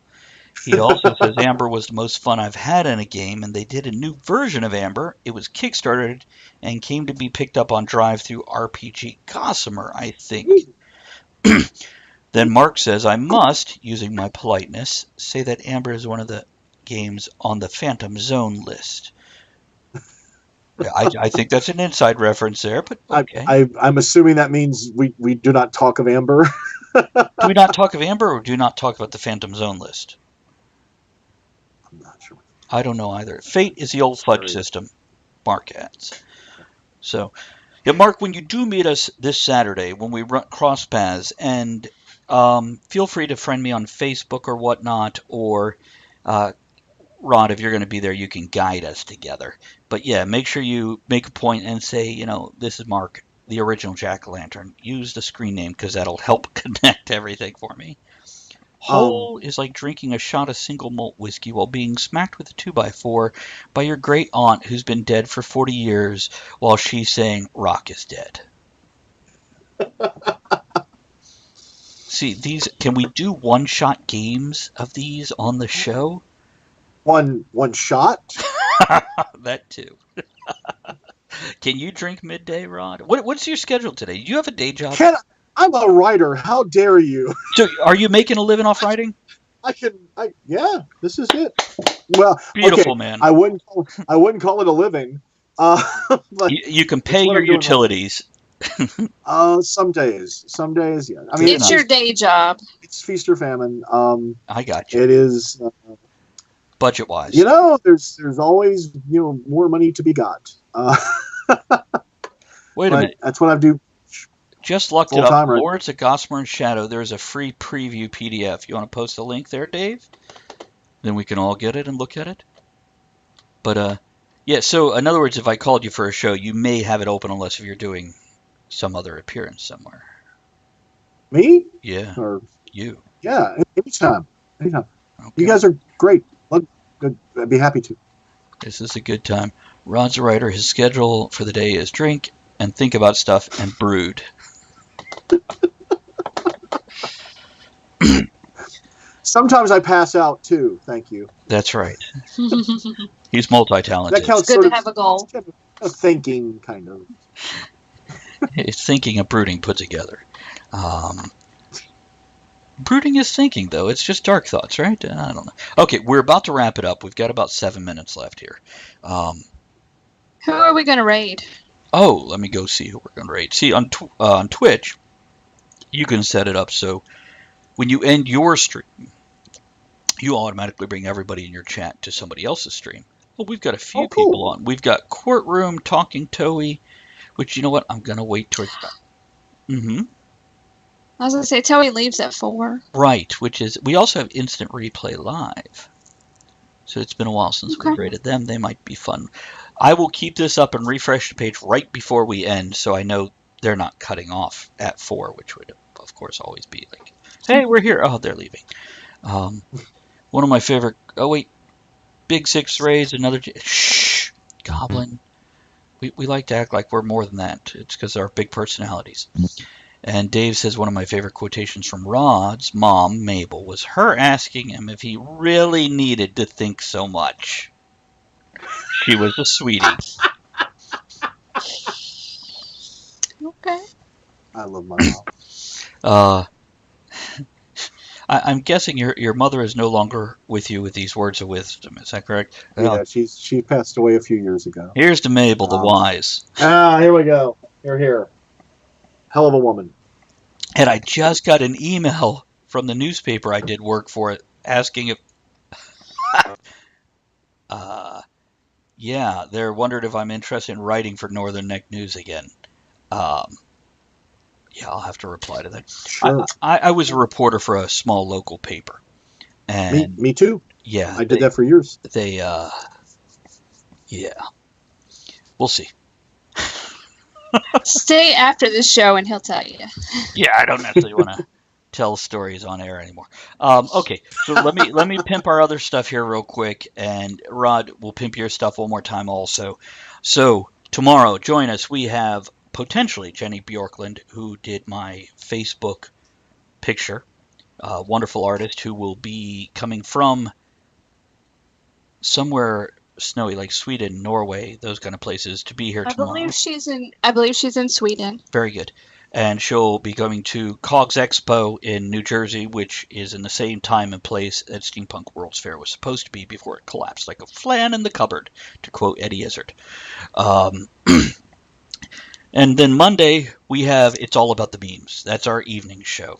From Yay! 8 to 11 p.m., where we drink a lot, laugh a lot, and we have a wonderful artist drawing on her dry erase board the whole time, everything we talk about. So we get a photo shot of the 3-hour conversation. Summer. Goblin, we're happy to make your workday suck less. Andrea and I may be back on, because we haven't played LEGO Dimensions in like 2 weeks, and we're dying to do it. So we might or might not stream. We might say fuck the world and not stream publicly. But I'm playing either way. Yeah, we're playing. It's just a matter of we connect to Twitch later tonight and goof off. We're horrible gamers, and we love it. And we're proud of that. We're in it for the fun. Kind of like Rod and Magic. Oh, see, that's... She did it. Yeah. That's really cool. So she does like 3 hours. She adds something every 20 minutes, just does a new picture. What else do we have? Oh, well, every week. You guys know we're here 4 days a week. 1 to 4, Tuesday, Wednesday, Thursday, and then Monday nights. We'll be at RavenCon Saturday. RavenCon Saturday.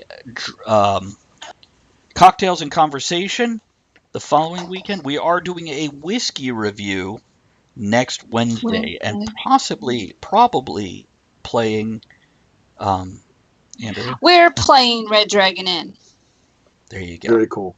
So we'll be doing that, and we're actually going to Ed's and doing this with all of us in the same room because he's close enough that we can do that. And then, so yeah, all kinds of cool things coming up. Make sure you join us, even if you just watch and snicker and throw bits. You don't have to talk. Closing toast here. Hey, here's to geeking out with cool people. Oh, here. Yeah. We're here. Tink. Mm-hmm. Rod, with your Mountain Dew, not even cracking open your scotch. You primitive bastard. Oh, it's getting cracked. It's getting cracked. Yeah, Dave, look for us. Introduce yourself. Like I said, drop the screen name also to make it clear. But if you say, I'm Dave from Twitch, I'll be like, oh, the one that was... So we'll figure it out. Rod, you might be at RavenCon this weekend? If I get this book finished, Dave and his lovely wife offered to let me have their spare bed. Very good. Which I had told them no, because I was working on this book. But if I get it done and I can find a way up there, I might be up there. Okay, Mark, I'll be walking around with a 10 cup, and it'll be fun. So. Mark, your mission, if you so choose to accept it, is to find us and drag us in, because we know the system well enough to just jump in. We're willing to play anything just to have a good time, make the game move forward. And I assume if Rod is there, we could drag him along. He'll be there. He's going to finish his book like by tomorrow. Green Goblin. It's really close. I'm killing off characters as quick as I can. There you go. Green Goblin says, see you at VCon. VandaliaCon? No, we were not invited back this year. I think perhaps the show was a bit too racy. We have had people... Comment. Go ahead. Andrew? No, go ahead. I'm going to read the next comment when you're done. We have had... We've had guests turn us down because we're too controversial. So just so you guys know, there's a reason there's a disclaimer at the beginning of the show, because we will make that joke. Monday's not quite as laid back or as tame as this. Tame Mondays is a better word. It's definitely more laid back, but less tame. It's Yeah, it's a little... It's not like this. This is more... Hey, if Brett and Shelley, and also they said they didn't have the funds this year, so that's absolutely acceptable. I'm just hoping it's for the reason they gave us and not because we actually upset anybody. We do not aim to upset people, but some people aim to be upset. That's a fucking fact of life. Yeah. Okay, so we're going to roll out of here. Yes, Andrew? I want to read this because it's funny. Okay. Triple U said, "We have a warm bed waiting for you, Mr. Clinchington." So there you go. Got that. Okay, here's some outro stuff. Thanks for joining us in the discussion, and we'll talk over it. You are the one thing that makes the show what it is. If you're watching on YouTube, don't forget to join us at the Tavern next week. Until subscriber then, mark. Have fun, keep learning, share the video, be good to one another. Rod, I'll get you the link for it. You can blast it around for folks. Enjoy the small Make sure we rate someone. Oh, right. Dreams every night.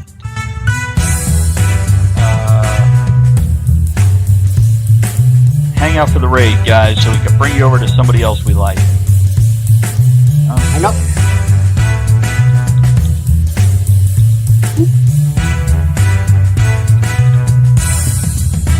There we go. And we'll stay on until the raid kicks in. Then we'll bail on the broadcast here. And then, Rod, we'll talk to you for 30 seconds to 5 minutes. What have you got? And we will get out here. Hey, guys, thanks for joining us. Dave, Mark, pleasure meeting you. Green Goblin. So I'm guessing this Monkey? Is Green Goblin Monkey? Because I don't remember from week to week if you don't pop in frequently enough. So, okay. We're out of here. 3. It's not me. 2. Almost. It's not you. I will remember eventually. There we go. And we're raiding. Have a good one, guys.